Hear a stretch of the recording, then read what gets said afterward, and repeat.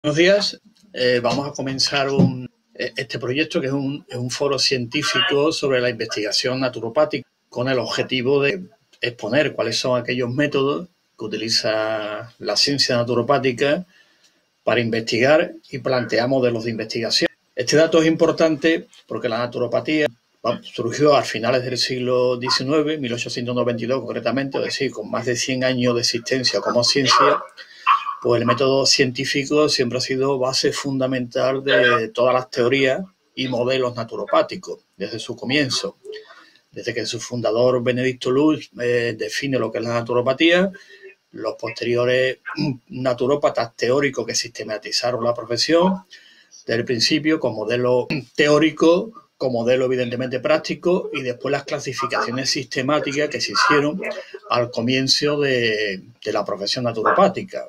Algo que surge cuando surge cualquier ciencia, pues todas surgen con el mismo procedimiento. Al principio, pues evidentemente son datos aislados que se van recopilando, que surgen aquí por la experiencia, vamos a llamarle la fase empírica, la fase observacional. Entonces son datos aislados que poco a poco pues, van teniendo una relación unos con otros. Se empieza un proceso de sistematización y poco a poco pues, se van viendo, aparte de esa relación entre datos que al principio parecen inconexos, y se empiezan a construir modelos y teorías. Y todo esto va conformando lo que llama el corpus naturopático, que a lo largo de los más de 100 años de vigencia pues, se ha ido construyendo. Y aquí vamos a ver un poco cómo es ese planeamiento de la investigación naturopática, cómo actualmente investigamos, cómo planificamos y cómo es la investigación.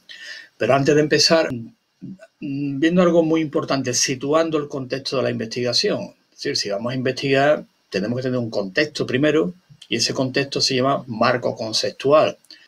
El marco conceptual es donde nosotros vamos a desarrollar la investigación naturopática, es decir, cómo vamos a trabajar, cómo vamos a desarrollarla, cuáles son nuestros objetivos, qué mapa conceptual vamos a utilizar, hacia dónde vamos, qué datos son importantes y cuáles son los que vamos a llevar a la práctica profesional naturopática. Es decir, todo eso tiene un procedimiento, y ese procedimiento pues vamos a verlo cómo se va a ir desarrollando poco a poco. Es decir, un modelo conceptual es fundamental para que podamos ir trabajando, porque si no tenemos ese modelo conceptual difícilmente podamos trabajar. Lo importante de este modelo conceptual es lo siguiente: primero, definir qué es un modelo, y segundo, porque le llamo modelo conceptual, que prácticamente es lo que se llama un modelo teórico.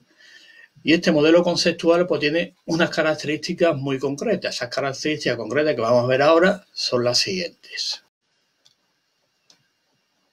La naturopatía, primero importante, la naturopatía es una ciencia. Y como ciencia que se desarrolla, como he comentado antes, a partir de 1992, es una ciencia con su propia identidad dentro del marco de la ciencia de la salud, es decir, como las demás ciencias.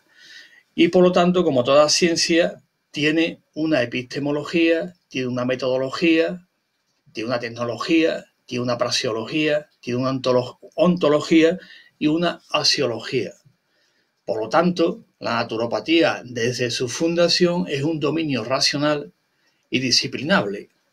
Es decir, tiene una dimensión evidentemente filosófica, porque tiene unos fundamentos filosóficos en los cuales se basa, tiene una dimensión tecnológica, obvio, porque evidentemente tiene una parte práctica y asistencial, y evidentemente una dimensión praxeológica, que es lo que se llama la parte práctica y concreta, es decir, la dimensión praxeológica, que también se llama aplicativa.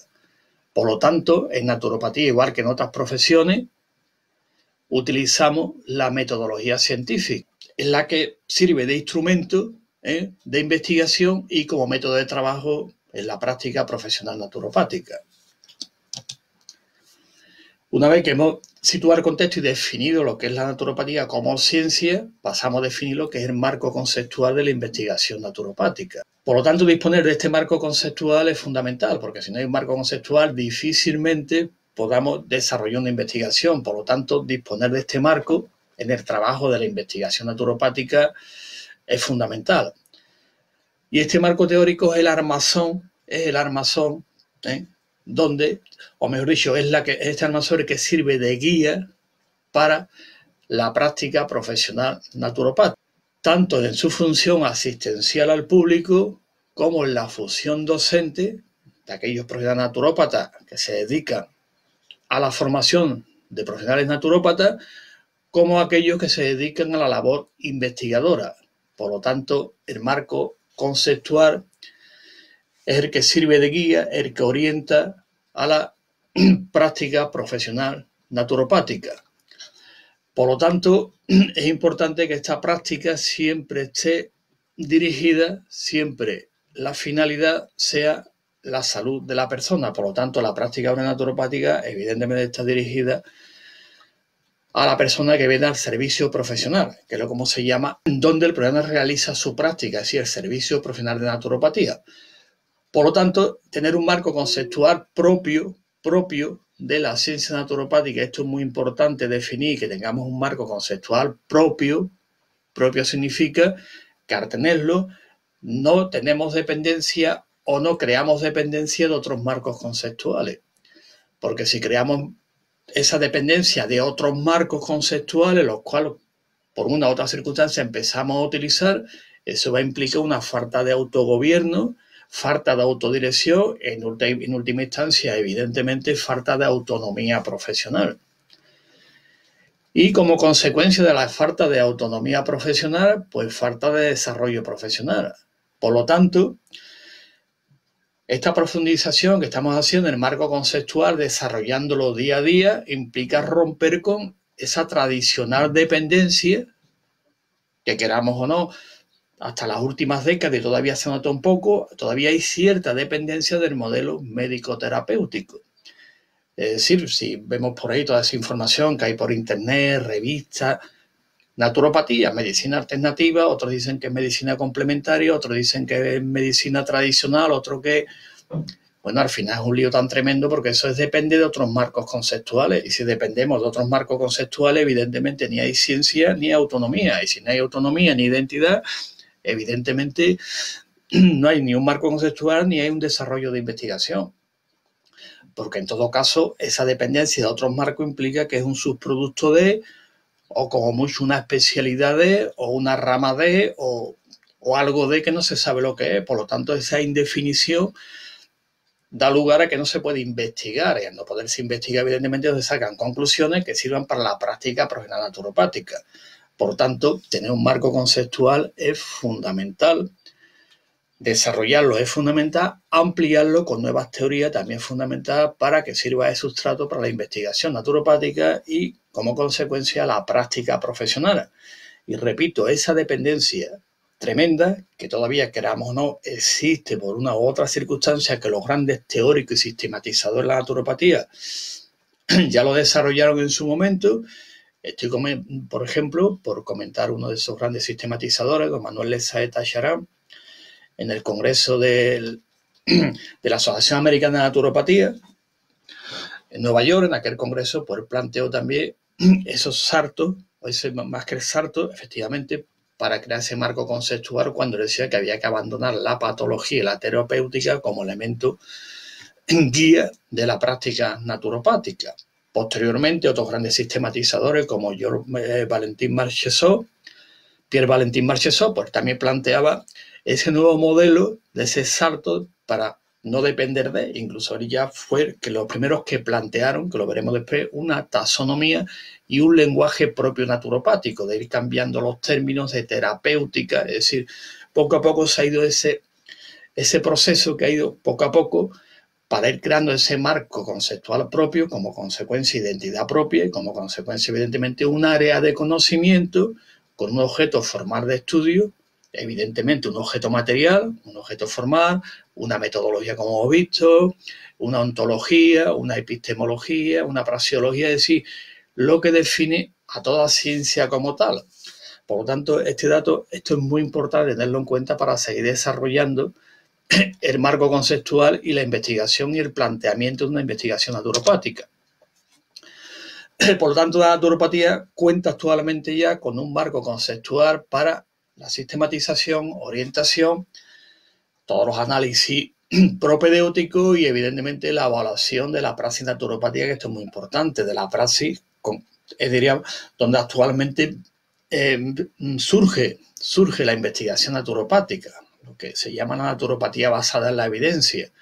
Y que lo que hacemos en consulta constantemente y evaluando, junto con la persona que viene a la consulta, que es el objeto del servicio de la naturopatía, que naturopatía con su lenguaje naturopático se llama el que busca salud, el saludante, para ir creando esa taxonomía y ese lenguaje que estamos viendo. Por lo tanto, esa evaluación continua de nuestra práctica profesional que hacemos en la consulta, de ahí recogemos datos para proceder a la consecuente sistematización de esos datos mediante la investigación científica, que es el método que se utiliza en toda la ciencia. Por lo tanto, las características específicas que definen ese marco conceptual dentro del método científico, pues serían los siguientes. Dentro de nuestra consulta, que actualmente por las circunstancias concretas que algunos nos han comentado, nos suelen decir, es que no hay investigaciones en naturopatía. Sí, los naturópatas evidentemente tenemos investigaciones que hacemos en nuestra consulta, naturopatía basada en la evidencia, y el resto de investigaciones las recogemos evidentemente de la ciencia en general y de las áreas de conocimiento. Puesto que la naturopatía, si hay que incluirla dentro de ese marco, se llamará el modelo científico, es decir, si es un modelo multidisciplinar, si es interdisciplinar, si es disciplinar simplemente, o podríamos clasificar la naturopatía como ciencia transdisciplinar. ¿Qué significa transdisciplinar? Que evidentemente, aparte de las investigaciones, teorías y modelos que desarrollamos la naturopatía, pues también evidentemente recogemos de otras áreas de conocimiento investigaciones para darle forma de una manera sistemática e integrarla en la práctica profesional naturopática. Por lo tanto, nosotros también como naturópatas utilizamos las evidencias científicas, pero dentro del marco conceptual naturopático, porque podemos coger un dato aquí, cogemos otro dato aquí, otra investigación aquí, y ahora le damos forma, pero dentro del marco conceptual naturopático. ¿Por qué? Porque evidentemente ya hemos definido antes que es el marco conceptual de la naturopatía y le damos forma a toda esa cantidad de datos que nos están llegando desde otras áreas de conocimiento, dándole forma. Y para que veamos la importancia del marco conceptual, pues contar dos datos concretos, tenemos debate, evidentemente, entre los profesionales, y un debate que ha surgido a raíz de este foro que estamos desarrollando, era que la naturopatía acerca, lo veremos después, un abordaje muy personalizado, no se puede utilizar un método concreto científico. O, como escuché una vez en un congreso que hicimos, que el método científico no se puede aplicar en naturopatía.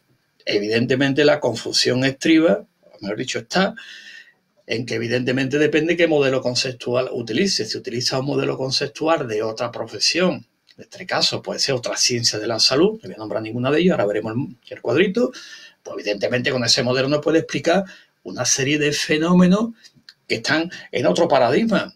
Obvio, ejemplo clásico que siempre ha pasado en otra ciencia como en la física, evidentemente.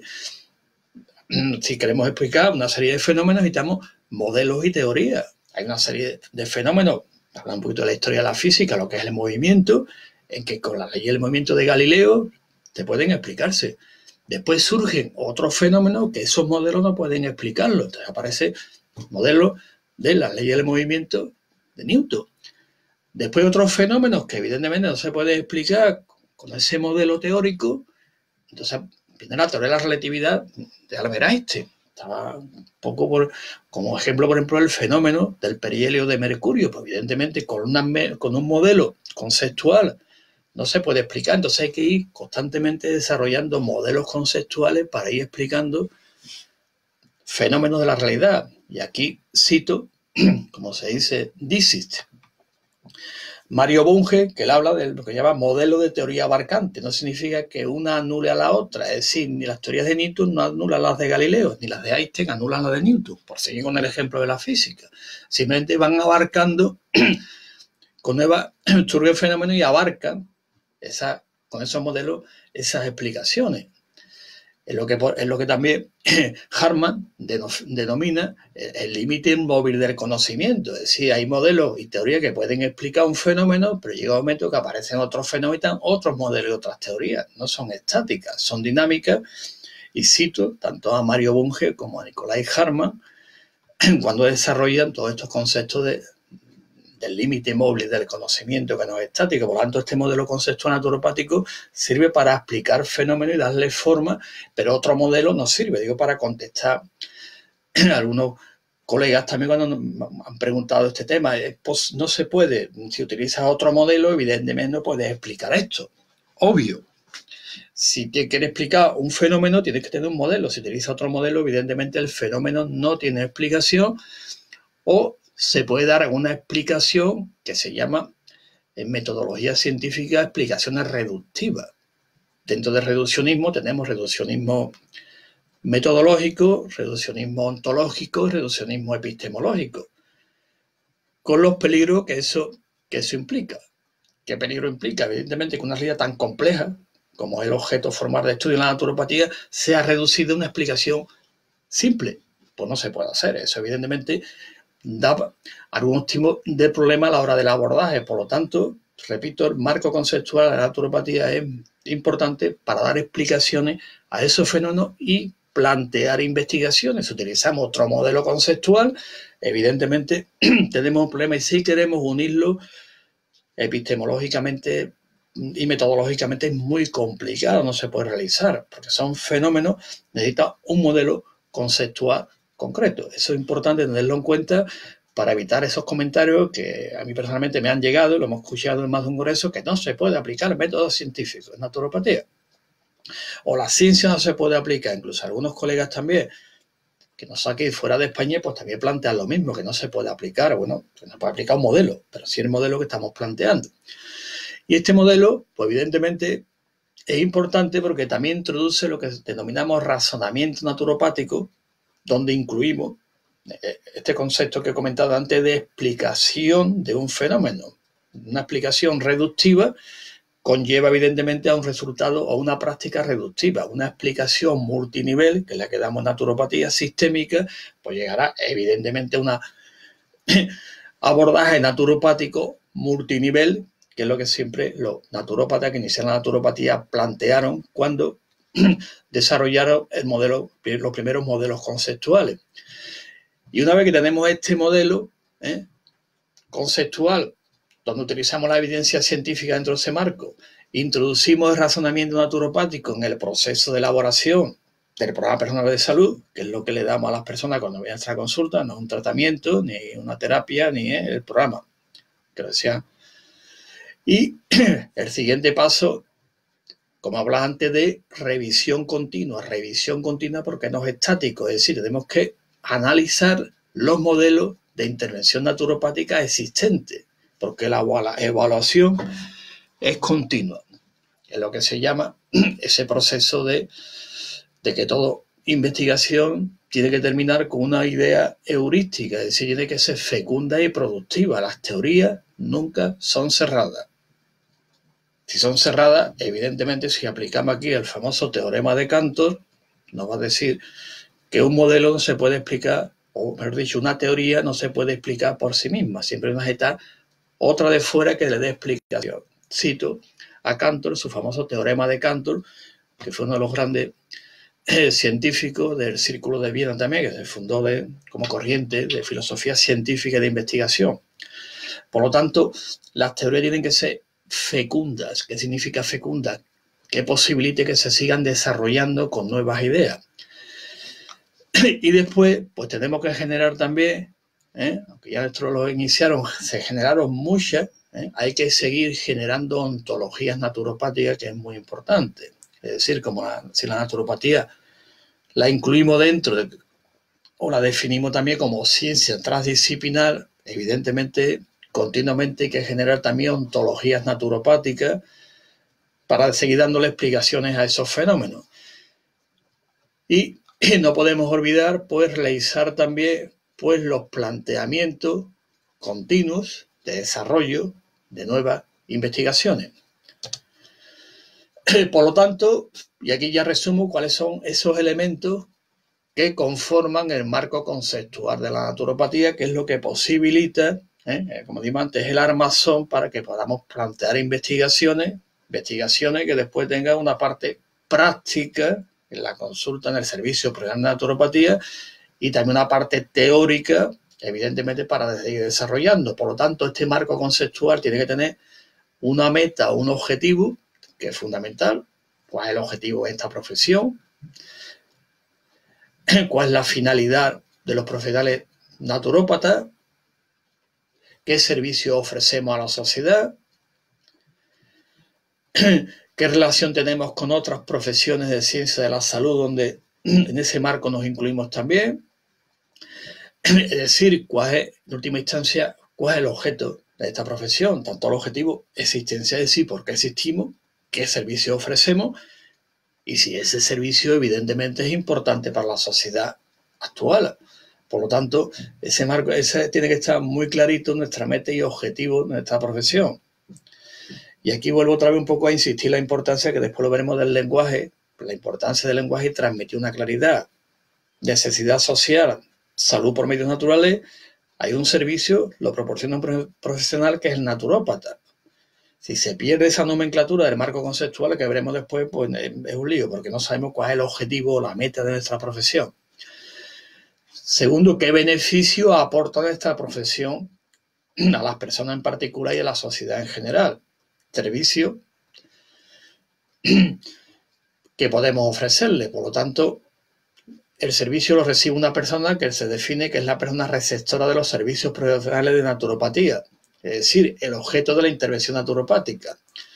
Y el nombre que tradicionalmente se le ha puesto, que es un nombre muy bonito, es salutante, digo para no utilizar tanto el término paciente, porque eso pertenece a otro marco conceptual. Digo por el lenguaje que hay que incluirlo en el marco conceptual, en el concepto que está bien definido, pero a veces no encontramos la palabra adecuada y lo que hacemos es filibusterismo semántico. Por ejemplo, vamos a ver, incluso que después hablaremos de dónde podemos encontrar más información, Naturopatía Digital. Estamos publicando bastantes artículos de colegas de otros países. Y sí, la idea está, pero después la terminología, volvemos a caer en el filibusterismo semántico, el paciente. Y después decimos, tiene que ser protagonista de la salud, el empoderamiento. Es decir, hacemos una definición, pero después cogemos un concepto de otro marco conceptual. Y este ejemplo, porque podéis ver en un montón de sitios, cuando dice uno de los principios de la naturopatía, naturópata es un teacher, un maestro que enseña, educa, tal. Bueno, cuando tiene una faceta también, bueno, pues entonces naturópata no se restringe exclusivamente a atender a personas que previamente tienen un diagnóstico médico, atendemos a la sociedad en general, como tal, en el sentido de autopoderamiento, de protagonista de la salud, de promoción de la salud, que son términos del marco conceptual naturopático, porque la idea evidentemente está, pero después hay que trasladarla a un lenguaje y a un planeamiento de la investigación, y a veces encontrar los términos a veces es complicado y puedo entenderlo también. Por eso salutando un término que surge en la España del siglo XIV-XV, el reino ya estaba el reino de Aragón y de Castilla también, ya se había llegado a la unidad, y aparece la figura del saludador, que era el que daba salud, ¿eh? Y ellos entendían a una persona que decía el salutante, el que buscaba salud. Era un término, o sea que es un término que ya está acuñado, concretamente aquí en España en el siglo XIV, siglo XV, se va acuñando y prácticamente tenemos noticias del último salutador, que es prácticamente de mediados casi en 1940-45.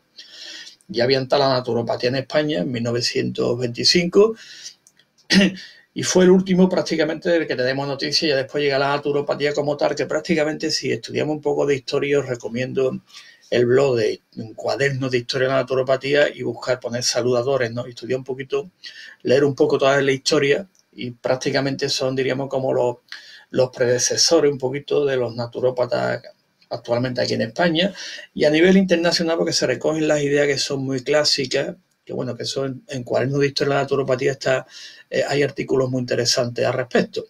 Por lo tanto, el beneficiario tiene un nombre concreto y tiene un desarrollo conceptual también concreto, protagonista de la salud, empoderamiento, todos esos elementos que dentro de la naturopatía, pues evidentemente lo hemos desarrollado. Y también es importante el papel del profesional naturópata, es decir, cuál es el objeto de la profesión y cuál es el papel del profesional que ejerce esa profesión. Especifica la función que el profesional naturópata juega en la sociedad actual. Esos son elementos clave dentro de la definición del marco conceptual. Después, importante, tenemos el objeto, tenemos el profesional, tenemos a quién le damos el servicio. Después, importante, cuál es el origen de nuestras intervenciones. Pues evidentemente hay toda una casuística naturopática muy desarrollada a lo largo de la historia. Ya se le está dándole forma taxonómica y semántica para que vayamos enmarcando, es decir, qué estamos haciendo. Entonces, el origen de las intervenciones naturopáticas, aparte que está en el método científico, pues está en los indicadores del estado de salud, que son los artículos también. Se va desarrollando un poquito, que estaba comentando antes, los indicadores del estado de salud, los problemas de salud de las personas concretos, y que el profesional naturópata, mediante su metodología, tecnología y praxeología, es capaz de resolver, orientando al saludante hacia dónde, hacia estilos de vida saludables, conductas positivas de salud, autogestión de la salud, como pues aplicando métodos naturales y procedimientos de salud. Es importante el lenguaje que estoy aquí utilizando. Estoy utilizando mi terapia, que si el paciente, que si tratamiento, que si patología. Eso merece otro marco conceptual, como ya dijeron, ya naturópatas han ido desarrollando a lo largo del tiempo. Que está hablando realmente de, y si lo veis los artículos, la idea está de fondo. La definición y el marco es lo que estamos ahora, diríamos, ampliando porque ya está desarrollado. Después, ¿cuál es el foco de la intervención del profesional naturópata? Esto es importante porque esto hay que prestarle mucha atención al desarrollo metodológico, que ya hablaremos después en otro foro, porque esto vamos a seguir hablando del tema, que es muy interesante. Después, ¿cuáles son nuestras formas o modos de actuación? Pues evidentemente son las herramientas de las que dispone el profesional naturópata. Y curiosamente, nuestros colegas naturópatas de Estados Unidos, americanos, de la ANP, utilizan un término muy curioso que ellos le llaman caja de herramientas, traducido a español. Dicen, el naturópata tiene una caja de herramientas, curioso, ¿no? Un término muy interesante que ya Benedicto Luz decía, ¿no? Que un naturópata, cuanto más herramientas, utilizaba el término herramienta traducido al español, cuanto más herramientas tengas, pues mucho mejor. Por lo tanto, el modo de actuación, es decir, la praxeología, la tecnología, mejor dicho, son los medios y herramientas a las que dispone el naturópata para intervenir. Y, como digo antes, el término caja de herramientas es un tema muy interesante que abre esa perspectiva de desarrollo del marco conceptual. Algunos dicen, ¿cuáles son las herramientas que utiliza el naturópata? Pues de las terapias naturales, las terapias no. Y siempre vamos con la confusión terminológica de utilizar otros marcos conceptuales y ponerle un apellido, que eso devalúa la identidad profesional y la autonomía profesional también. Por lo tanto, esto también forma parte del marco conceptual, el modo de actuación, las herramientas y después, evidentemente, qué consecuencias tiene la intervención naturopática, es decir, los resultados que nosotros esperamos y los resultados que tiene, evidentemente, que tienen que estar en correlación con los objetivos que nosotros nos hemos planteado en la consulta. Objetivos que, evidentemente, se pueden evaluar, que son asibles, medibles y ponderables. Y como son asibles, medibles y ponderables, pues evidentemente tenemos que evaluarlo, y también como la persona, el saludante, participa en el proceso, no es un agente pasivo que recibe simplemente terapia, sino que actúa, también tiene que proceder a la autoevaluación de su proceso de salud también. Y entre la evaluación que hace el naturópata del proceso y la autoevaluación que hace el saludante de su proceso, y no olvidemos que la salud también tiene una vertiente que se llama salud sentida, de ahí empezamos a desarrollar modelos y teorías y líneas de investigación, que esto lo desarrollamos en la naturopatía basada en la evidencia.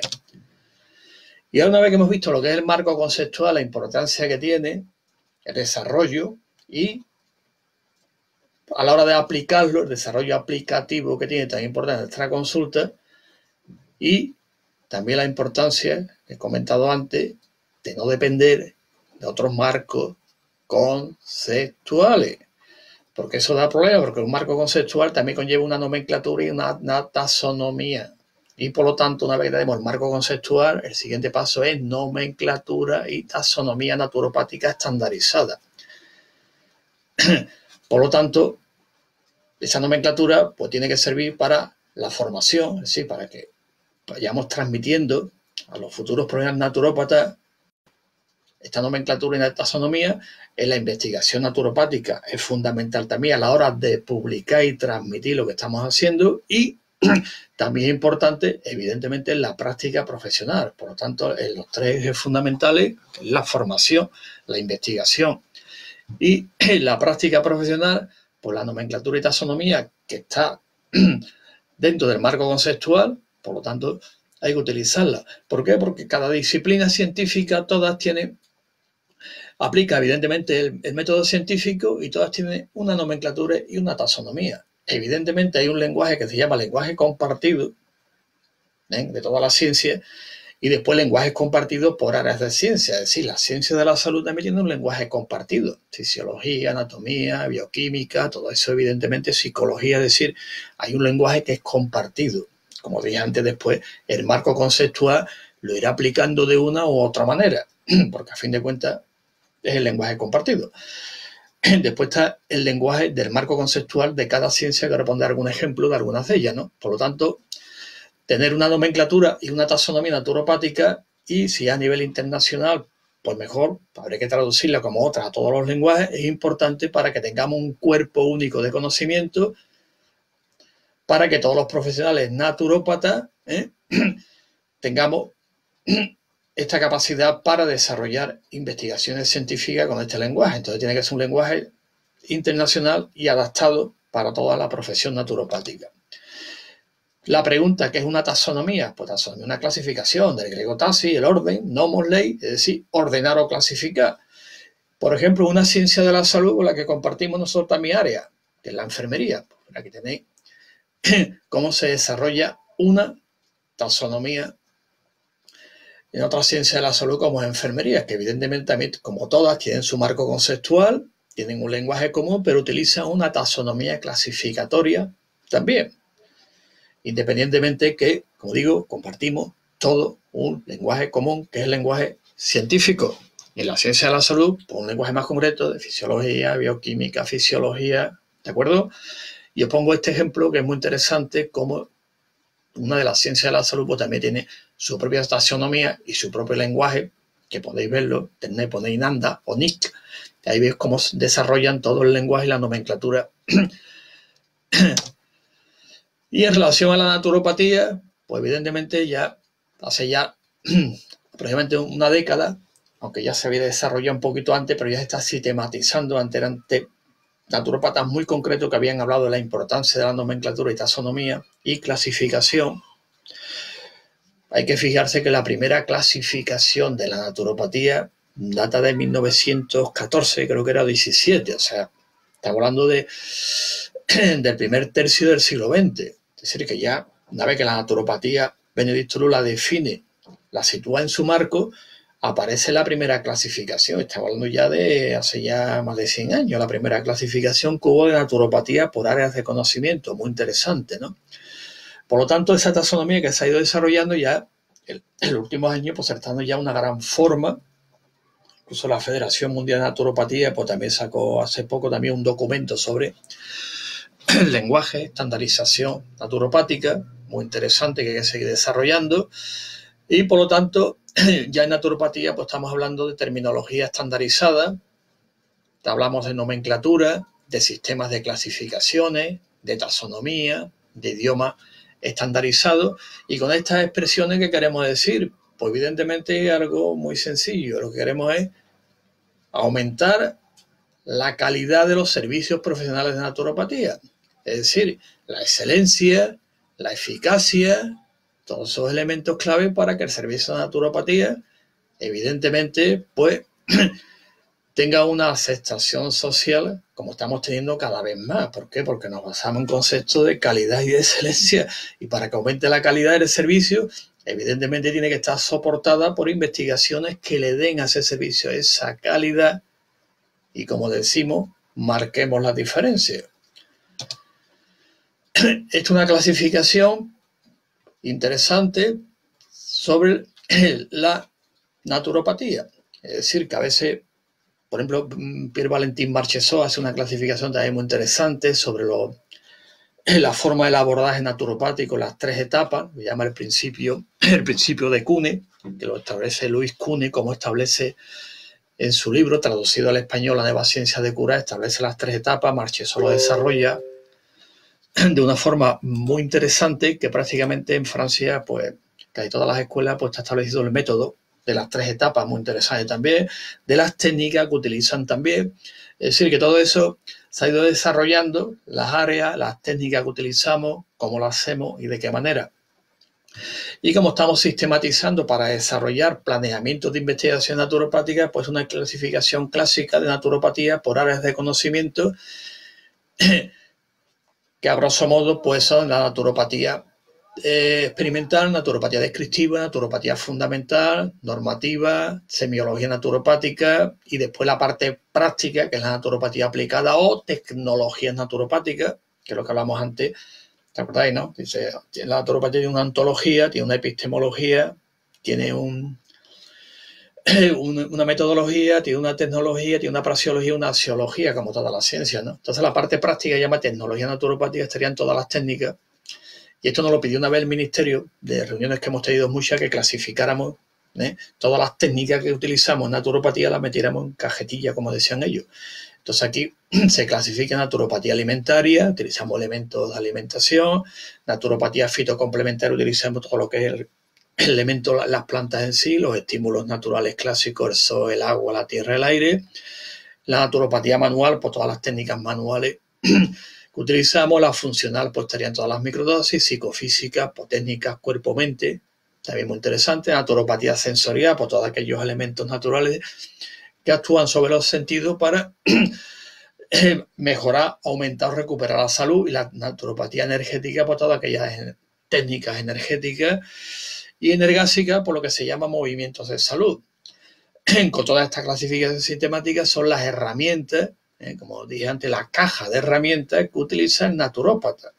Que esto en reuniones que hemos tenido a la hora de ese proceso regulatorio que hemos tenido en España desde 1990, que ya la naturopatía está legalizada en España desde 1990, su práctica es legal, y cualquier persona puede recurrir a nuestras consultas sin ningún tipo de problema. El único tema es pagar el 21% de IVA. Pero no hay problema. Digo esto porque en las redes no nos dejan, queremos esto, queremos libre elección, ¿no? En España libre elección, lo que pasa es que actualmente es a nivel privado, ¿de acuerdo? A nivel privado se puede elegir sin ningún problema, porque está legalizada la naturopatía. Y utilizamos todas estas herramientas, digo antes, porque cuando vamos todo ese proceso, el posicionamiento de nuestra organización con la naturopática fue simple y sencillo. Mire usted, queremos regular una profesión con las herramientas.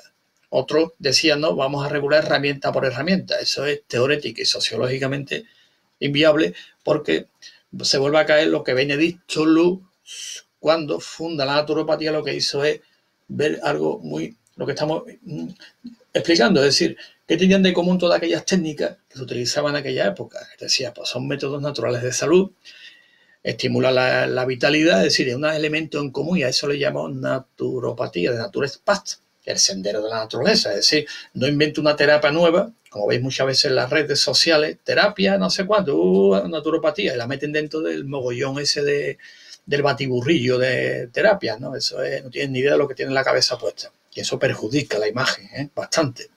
La naturopatía es la ciencia. Y Benedicto Lupo lo que hizo es que tiene de común esto, y se tiene de común esto, le voy a llamar esto. Y a partir de ahí se desarrolla la ciencia naturopática. Lo que pasa es que, bueno, cuesta trabajo porque estamos acostumbrados a reduccionismo y a nuestra mente todavía del perjuicio que se llama aristotélico tomista. Entonces, pues es complicado. Pero la naturopatía tiene sus clasificaciones y sus áreas de conocimiento, como estamos observando, y su taxonomía, que es clasificación y nomenclatura. Por ejemplo, una nomenclatura clásica de taxonomía he puesto como ejemplo pues enfermería, y como nomenclatura yo creo que el mejor ejemplo es de la IUPAC. La IUPAC es donde este organismo internacional de la nomenclatura en química. ¿Y qué es la química? Pues evidentemente lo que estudiamos, yo cuando estudiaba química pues me cogió el tránsito al nuevo lenguaje de la IUPAC. Cuando hablamos del ácido sulfídrico, y utilizaba una serie de lenguajes que, bueno, que se ha ido cambiando con el tiempo, y es lógico. Entonces hay organismos internacionales que tienen su lenguaje. ¿eh? Y van clasificando. Yo pongo aquí el ejemplo de la IUPAC, que es el que se encarga del lenguaje de la química. Entonces, pues se clasifican por sufijos, los prefijos, ¿eh? Todo eso también es muy importante, ¿no? Que es sustancia, como es la parte principal de la sustancia, y se va creando la nomenclatura. Después, una vez que está la nomenclatura, se vienen las grandes reuniones y dice, bueno, pues estamos de acuerdo todo el mundo en llamarle al carbono C y carbono esto, sí, bueno, pues ya está, pero no le llame yo C y tú le llames J y tú le llames, porque entonces es un lío. Que todavía no está en la ciencia naturopática. Y digo, ciencia naturopática no estoy hablando de eso de Kant, que le llama alguno, de medicina complementaria, que es un lío. Eso no va a ninguna parte porque no tiene desarrollo científico. Ninguno, porque se pueden aplicar modelos que después dicen que no funcionan. Bueno, pues no hay un desarrollo por ahí, entonces el lenguaje, pues nos perdemos en miles de cosas hacerlo. Entonces naturopatía ya se está construyendo durante años y ahora se ha profundizado más, como dije, hay un documento de la World Naturopatía al respecto, seguir profundizando en el lenguaje, sufijo, prefijo, con las ideas que hay, llevarlas a un aspecto más sustantivo, es decir, sustantivizarlo todo en un lenguaje, que es lo más, eso es perentorio para poder decir qué estamos haciendo y hacia dónde vamos. Por lo tanto, este lenguaje, evidentemente, es la forma de expresar conocimiento. Sin el lenguaje no podemos expresar conocimiento y el lenguaje tiene que ser, primero, el lenguaje compartido, después un lenguaje particular. En este caso estamos hablando del lenguaje de la naturopatía. Os pongo el ejemplo, por ejemplo, aquí de la IUPAC. ¿Por qué? Porque este lenguaje nos va a permitir, entre muchas cosas, pues, desarrollar guías para la práctica, guías que nos dice de investigación, guías para esto, guías para lo otro. Se están ya haciendo algunas guías prácticas muy interesantes, pero el análisis y la revisión sistemática de esas guías están tremendamente medicalizadas. Es decir, se están utilizando otros marcos conceptuales para hacer guías naturopáticas. Y después Arcaeslight utiliza un lenguaje, solo podéis verlo, por ejemplo, en páginas web por ahí, anglosajonas, por ejemplo, también, por ejemplo, germánicas, alemanas también. Y vamos a ver esa confusión, cómo se va viendo, porque para distinguirse, en vez de decir, vamos a crear este lenguaje común, vamos al otro, se cae en el error de decir, yo soy, y después le ponen un apellido a los otros, convencional. No, yo oriental, usted occidental. Es un error, evidentemente, metodológico, por no ponerle un nombre calificativo emocional, como estamos hablando de ciencia, no de emociones, no voy a poner un calificativo emocional, calificativo científico. Es un error metodológico porque al no tener marco conceptual muy bien definido, pues la única manera de diferenciarte del otro es poner un apellido. ¿Cómo me diferencio yo de la medicina? Pues poner un apellido, y me pongo otro apellido y ya está, ¿vale? Y entonces, pero utiliza el mismo marco y eso lo podéis ver en artículos que son magníficos, el fondo es magnífico, pero la forma de expresarlo es de otros marcos conceptuales, sigue hablando, claro, lenguaje medicalizado. Utiliza lo que se llama ya en el argot sociológico el panmedicalismo y iatrocentrismo, es decir, piensan que medicina es igual a salud. Entonces, dentro de ese paradigma, pues evidentemente la idea de la naturopatía que quieren desarrollar parece que va bien, pero después el lenguaje, ya empiezan con lo alternativo, lo natural, lo integrativo, ya la hemos liado otra vez. Y están cogiendo los mismos elementos. Bueno, pues esta terminología, evidentemente, es lo que le confiere al naturópata el formato consistente y cuantificable, es decir, que podamos sacar de ahí resultados incluso no solamente cualitativos, sino también cuantitativos, para estar las estadísticas y un montón de elementos que actualmente estamos utilizando. ¿Y qué beneficio nos proporciona esta estandarización? Pues primero, pues evidentemente que podamos comunicar entre nosotros, ¿no? Que yo le llamo una cosa, le llamo esto, tú le llamas otra, tú la energía, yo lo cuántico y tú le llamas, no sabemos de qué estamos hablando, de qué me está usted hablando, ¿entiendes? Entonces se inventan cosas que después falta la comunicación, porque si no sabes de qué está hablando, ni tienes el diccionario al lado y de qué me está usted hablando. Te estoy hablando, ¿no? La comunicación interpersonal está en un lenguaje que está el lenguaje científico compartido y el particular de cada profesión. Pero además de que podamos comunicarnos entre nosotros, pues también nos podemos comunicar con otros profesionales de la salud, que el objetivo es el trabajo también en equipo. Pero utilizamos otro lenguaje, pues dice, ¿de qué me está usted hablando? ¿De qué me habla usted? Entonces tenemos que utilizar el lenguaje compartido y el lenguaje propio, que es importante, porque esto en última instancia es lo que va a facilitar el trabajo del profesional naturópata. En segundo lugar, esto evidentemente el lenguaje da cohesión a los conceptos. El lenguaje no explica lo que es el pensamiento, pero al revés, quiero decir que no te explica lo que es el pensamiento, pero te ayuda a expresarlo. Por lo tanto, el lenguaje tiene dos aspectos importantes. Explica realidades y ayuda a conocer realidades también. Por lo tanto, no solamente va a dar cohesión a los conceptos, sino como consecuencia el desarrollo de investigaciones científicas, el planeamiento de la investigación naturopática para una intervención naturopática eficaz, eficiente y de alta calidad, que eso es importante.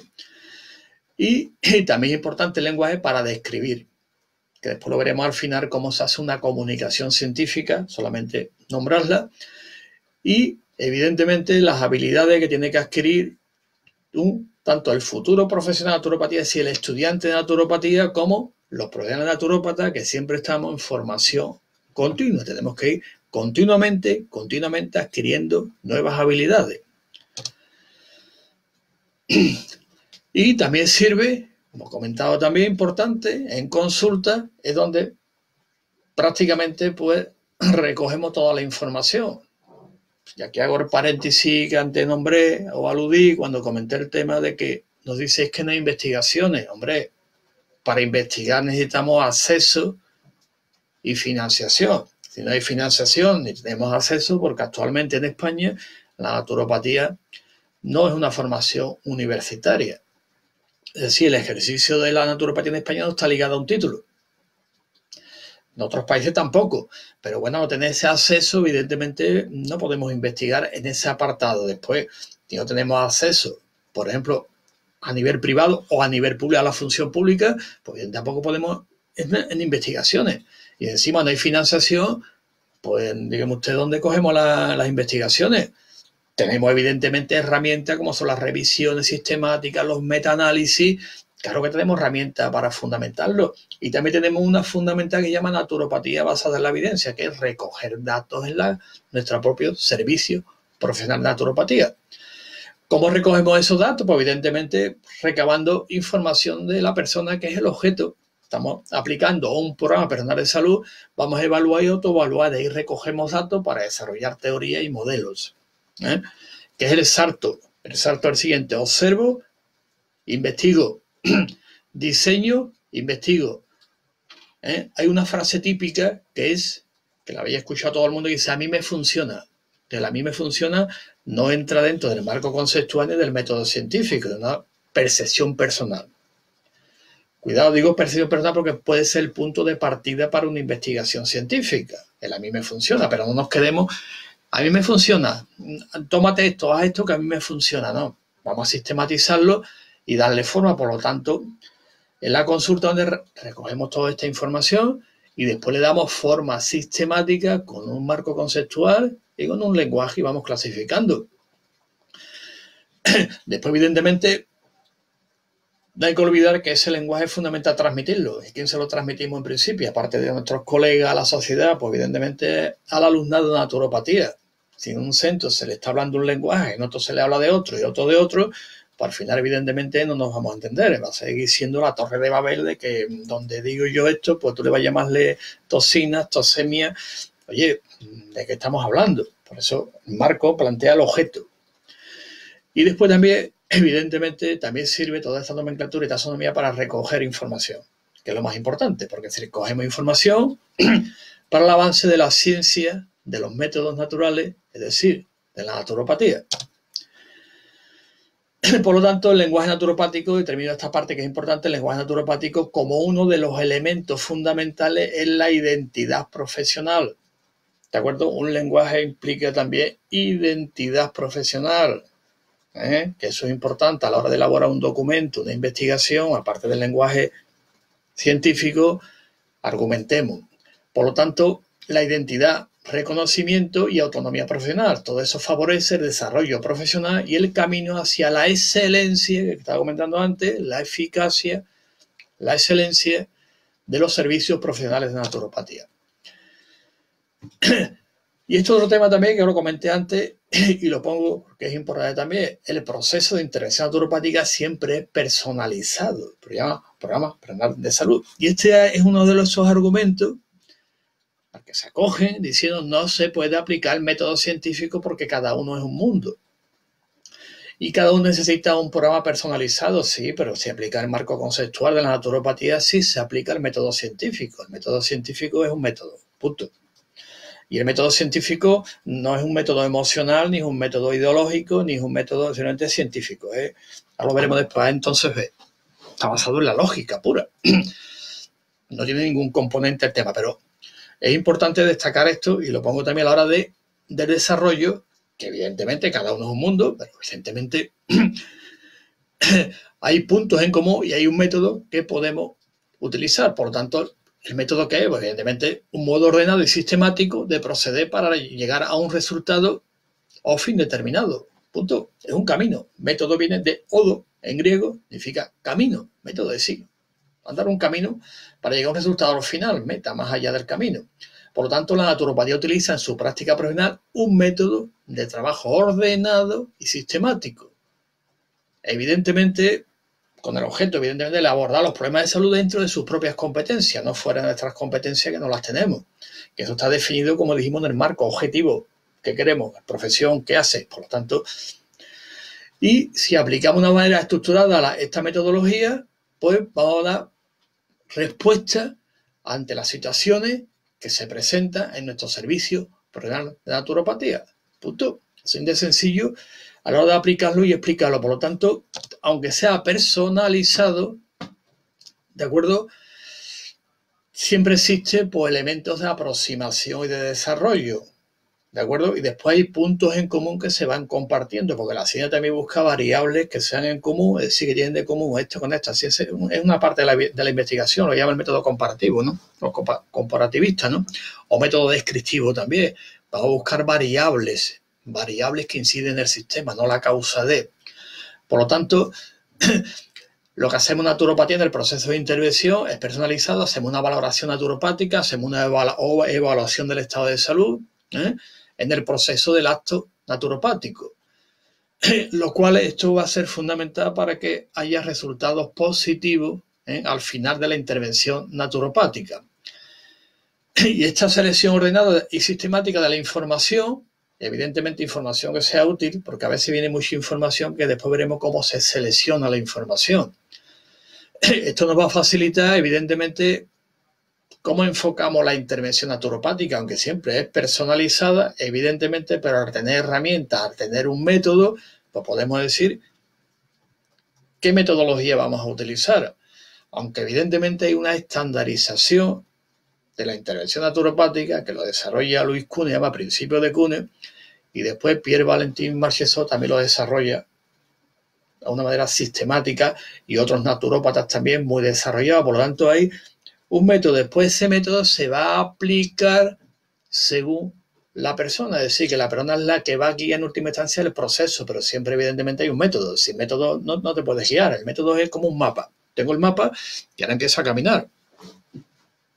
Por lo tanto, el abordaje es personal, pero el método hay que aplicarlo. ¿De acuerdo? Aquí os pongo una serie de ejemplos del análisis de cómo en naturopatía empezamos a abordar la que se llama la evaluación del estado de salud o valoración naturopática, con los elementos que tiene ya la naturopatía en su taxonomía, en su marco conceptual, vamos realizando el procedimiento.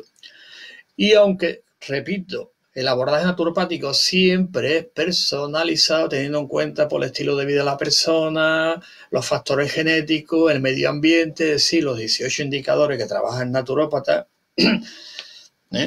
Eso hay que analizarlo bien. Después se personaliza. Pero todos estos datos, como comento, se pueden registrar. Y además tenemos la obligación de registrar todos estos datos que nos van a permitir utilizarlo posteriormente en tareas de investigación naturopática. Recoger datos, aunque después haya que relacionarlo y utilizar una contrastación, pero en principio es importante recoger datos. ¿Dónde se recogen los datos? En la valoración naturopática o evaluación del estado de salud. Y evidentemente tiene que ser continua en todos los procesos de salud. Evaluación, autoevaluación, evaluación del profesional naturópata, autoevaluación de la persona. Por lo tanto, si el programa es personalizado, esa evaluación del estado de salud es continua.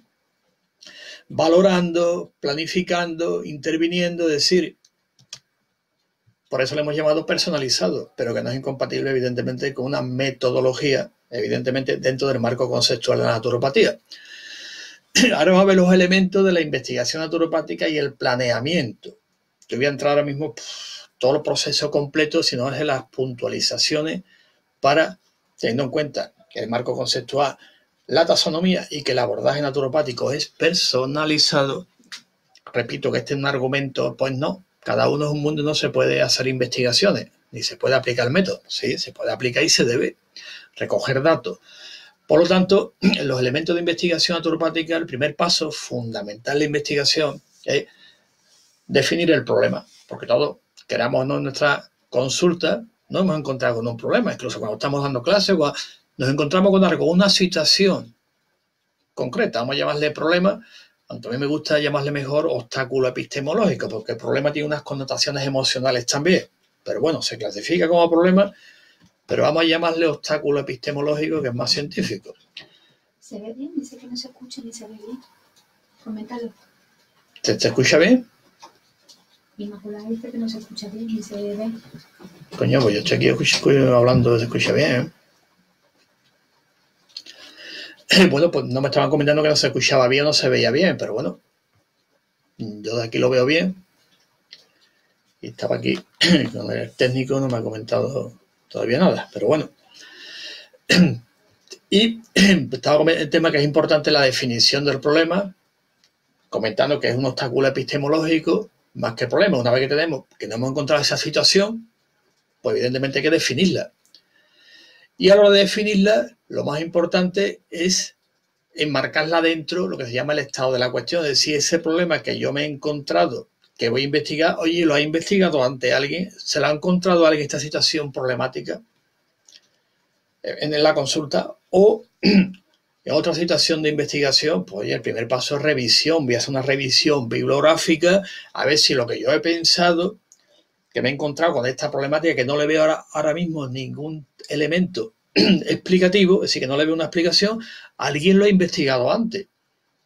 Que ese otro diríamos, también hay que entonar el mea culpa que vemos en nuestra profesión también, que no lo inventamos, vamos a leerlo antes, que eso creo que me habéis escuchado muchas veces decirlo, que el Mediterráneo ya está descubierto las papas fritas. Entonces aquí, ¡buf! Ya tengo, y le ponen un nombre, ya tengo el método no sé cuánto, ¿no? Hay que ver cómo está el estado de la cuestión actualmente, por si alguien lo está investigando también, o ya está investigado, porque ya está investigado, no merece la pena investigarlo otra vez, simplemente es recoger datos para aplicarlo de forma práctica. Esto es muy importante. Encuentro un problema. Primer paso, a ver si alguien lo ha investigado, cómo está el estado de la cuestión actualmente. Pues ese problema está investigado y hay suficiente literatura para que nos pongamos a investigar y avanzar. Se llama revisiones bibliográficas, que hay que hacerlas, ¿no? Están las breves, sistemáticas, metaanálisis, hay muchas formas, muchas herramientas para ver cómo está el estado de la cuestión. Una vez que hemos visto cómo está, pues evidentemente hay que plantearlo bien el problema. Es decir, cómo se formula y sobre todo acotarlo, porque muchas veces tenemos un gran problema y dice, ¿cómo lo planteo? Pues hay que sustantivizarlo, cómo acotarlo, y para eso hay herramientas de acotarlo para poder definirlo concretamente. Problemas existenciales, evidentemente, como no se cuantifique o sustantivizarlo, objetivizar lo que se llama, difícilmente se puedan resolver. Ahora veremos algunos ejemplos, ¿no? Y una vez que tengamos el problema, evidentemente, que sea relevante para la investigación. Si no hay una relevancia investigadora, es decir, que no va a tener una parte práctica, una repercusión, pues evidentemente, si hay tienes tiempo libre y una buena financiación, pues no hay problema, pero vamos a intentar que haya una conexión entre el problema que plantea la revisión de fuentes y después la hipótesis que yo voy a formular, ¿de acuerdo? Y después, una vez que tengo el problema ya comentada, ya ha salido el término hipótesis, que es el siguiente paso, yo tengo el problema, hago la revisión, hago otra y voy a plantear una hipótesis. Ahora veremos cómo se formula la hipótesis, sí, entonces esto. Es decir, el lenguaje científico es sí, entonces esto, es formular una hipótesis, una proposición. que tiene sus variables, una, dos o tres variables, variable independiente, pero tiene una forma, es decir, si ocurre esto, entonces probablemente sucederá esto. Eso es una hipótesis, ¿eh? Que después hay que contrastarla mediante un método, que el método puede ser cualitativo o puede ser cuantitativo.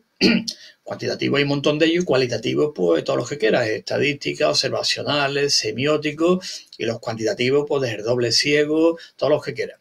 Por lo tanto, pero tiene que estar bien redactado, bien formulado la hipótesis, en base al problema y la revisión bibliográfica que he hecho. Si no, difícilmente yo puedo decir, me parece que esto puede ser aquello. Ahí no puedes investigar, porque no está bien redactada. No está bien redactada, difícilmente se puede llegar a una conclusión. Por lo tanto, también hay una forma de redactar la hipótesis para poder investigar, que es verificarla o falsearla, porque las hipótesis se pueden verificar o falsear, ¿eh? No quiere decir que todas las hipótesis tengan que dar cierto, me dan falso muchas de ellas, ¿eh? ¿De acuerdo? Por lo tanto, no olvidar que las hipótesis hay que formularlas con claridad, ¿eh? Y ahora repito lo mismo, un problema es un obstáculo epistemológico. ¿Por qué? Porque el problema suena a algo emocional. Tengo un problema. Mire usted, tengo un obstáculo epistemológico, se habla en ciencia, ¿no? Y este obstáculo nos puede surgir de 10.000 formas, sobre todo en la consulta o leyendo, por ejemplo, una investigación, leyendo un libro. O sea, hay miles de fuentes que puede surgir, ¡paf!, de golpe, ¿no? Dice, oye, de golpe, ¡paf!, estaba leyendo esto y se me ha ocurrido que tal tema de que he leído una revista de que en el problema este actual de la pandemia que está viendo, pues se están viendo trombos y, bueno, pues eso da lugar a que plantees un obstáculo epistemológico y te pongas a pensar, desarrollar, revisa la bibliografía y por qué esos trombos están apareciendo ahí, ¿no? Y dentro del marco conceptual de la naturopatía, si podemos aportar algo también a esa investigación. Y dice, oye, mira, pues hemos encontrado que efectivamente cuando el nervio vago está bajo de tono, pues aumenta la citoquina y la citoquina bloquea un factor de coagulación, como consecuencia se va a darse una coagulación vascular diseminada. Vaya, mira, pues eso surge un problema y a partir de ahí empieza revisión bibliográfica y vas desarrollando la hipótesis. Después se contrasta y dice, oye, si tonificamos el nervio vago, como meditando, por ejemplo, relajándonos o haciendo un ayuno, resulta que evidentemente las citoquinas bajan un montón. Bueno, pues eso después se investiga como cuantitativamente, analítica, ante doble ciego, uno se le da uno a otro. Oye, pues ya llegamos a una conclusión. Pero hay que plantear bien la hipótesis, y las hipótesis surgen de un problema y el problema surge de una situación concreta. ¿De acuerdo? Que hay muchas de ellas, ¿no? Por ejemplo, incluso a nivel de formación, el contacto con profesorados, por ejemplo, con colegas o con los propios alumnados que plantean ideas, con una conferencia que vayas a escuchar. Es decir, hay cientos de fuentes, una charla, por ejemplo, un intercambio entre colegas también, que a veces tenemos intercambios y te surge tal. Por eso es que está abierto, una mente abierta, tiene más probabilidad de aprender que otra que cerrada. Hombre, el que está cerrado lo sabe todo, evidentemente es muy difícil. El que tenga un modelo ya cerrado, eso va en contra de la ciencia, los modelos cerrados no existen, no puedes aprender nunca nada nuevo. Te dice, esto es lo que vale, esta es la verdad y esto es lo mío. Es un científico. Si no cito a Voltaire decía que el que afirma rotundamente o niega rotundamente es un necio y el que duda es un científico. Por lo tanto, de todo este ámbito se puede sacarse un problema, o sea, un obstáculo epistemológico, una hipótesis y un desarrollo. Cientos de cosas que son muy, muy interesantes, pero es siempre recomendable, pues, aparte que la cabeza es fantástica, pero de vez en cuando anotar. Oye, he leído en tal cita esto. Tu cuaderno llama de bitácora de investigaciones. Vas anotando lo que vas leyendo, lo que vas escuchando y siempre vas viendo, te van sugiriendo para futuras investigaciones. Le voy a poner énfasis a uno de estos elementos, que es la revisión de la literatura. ¿Y por qué le pongo énfasis? Por lo mismo que dije antes y lo he dicho miles de veces, el Mediterráneo ya está descubierto hace mucho tiempo, el Mare Nostrum. Y como está descubierto, pues lo que hay que hacer simplemente es seguir avanzando y mejorar. Por eso la revisión es fundamental. Cuando se me ocurre algo, revisar, para que después no venga y dice, oye, ¿de qué estás hablando? Pero si eso ya lo dijo esto del perrito de Pavlov, del condicionamiento, ¿por qué le llama usted, le ha puesto ese nombre cuando eso es aquello? No, es que esto cura aquello o lo otro, pero usted sabe lo que es el proceso, la farmacocinética dinámica del proceso. ¿Me lo puede usted explicar cómo interacciona? No, es que ustedes no, es que... No, eso no revisan literatura, no revisarla, evidentemente después vienen los típicos ataques entre comillas en la prensa, ¿no? Pseudociencia, pero cuando todo se demuestra siguiendo el lenguaje, el método, el marco, no hay ningún problema. El problema está cuando ¡pah! Quieres salirte del tema y decir yo he descubierto las papas fritas y los demás no saben nada y yo lo sé todo y todo el mundo está equivocado. Pues eso no es ciencia. Por al final se hacen pasar por lo que no son. Me ha llegado un artículo, una revista, pues cuestionando cosas que de verdad son tan evidentemente revisables, porque la evidencia nunca es cerrada, que bueno, me callo. No le voy a hacer publicidad a esta revista. Repito, la revisión de la literatura es fundamental y se puede acceder de miles de formas. Y hoy en día con internet pues hay cientos de bases de datos. Después están las grandes bibliotecas, también fundamental. Hay unas bibliotecas de tesis doctorales también magníficas y bibliotecas donde podemos ir a investigar. Y para no perdernos, evidentemente, hay una metodología también de investigación, hay unas normas. Yo he puesto aquí la norma APA, por ejemplo, que es cuestión de entrar. Si eso ya como vamos a seguir profundizando en la metodología, pues ya iremos viendo de esa base de datos cómo se accede, cómo se llega, porque esto evidentemente es un foro para el debate y no es un curso de un máster en investigación científica.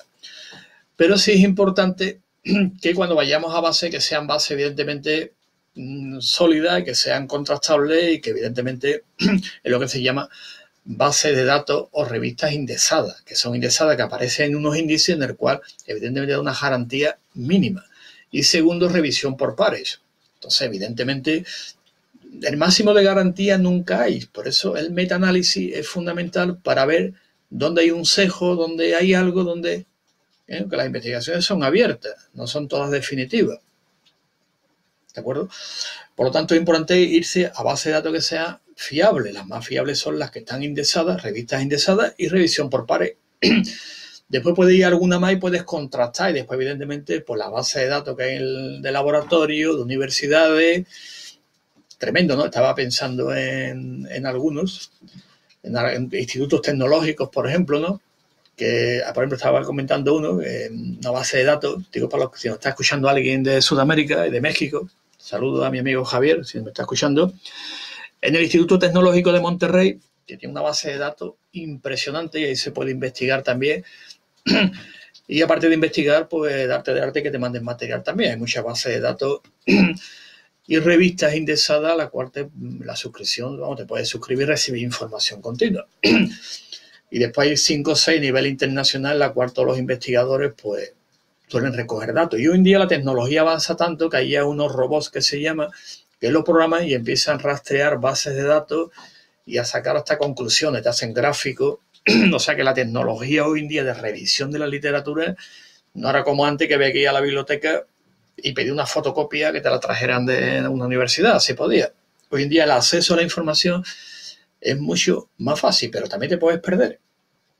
Entonces, para no perdernos, repito, revistas indexadas, doble ciego y evidentemente pues sitios que sean de garantía, universidades, tesis doctorales, que también hay una base de datos impresionante, y ahí podemos con los buscadores pues empezar a rastrear información, que es importante, ¿de acuerdo? Y otro tema importante para aquellos que les encantan las revisiones y todo el tema, pues evitar lo que llamo la empachera, que es una empachera que empieza, te mete aquí, te mete aquí, te mete aquí, te mete allí y al final no puedes dormir porque ve datos en todas partes. Y como los datos no le des una conexión, es una locura, recoger miles de datos sin darle orden. Y lo digo por experiencia, que yo he pasado por eso también, que te fascina, empieza un dato aquí, otro aquí, ¡puaf!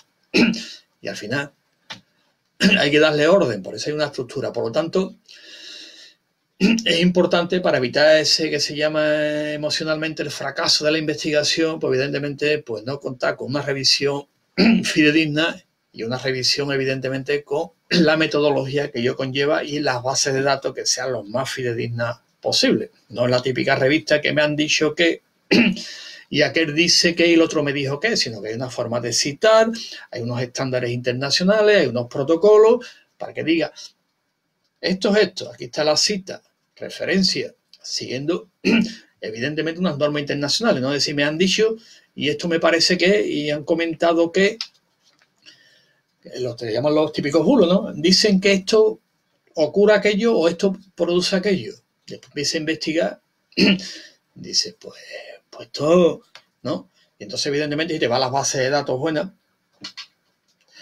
recoges datos, evidentemente puedes formular después buenas hipótesis que después puedes contrastar, si no al final es un lío. Por lo tanto, hay que saber bien manejar revisión de literatura y bases de datos.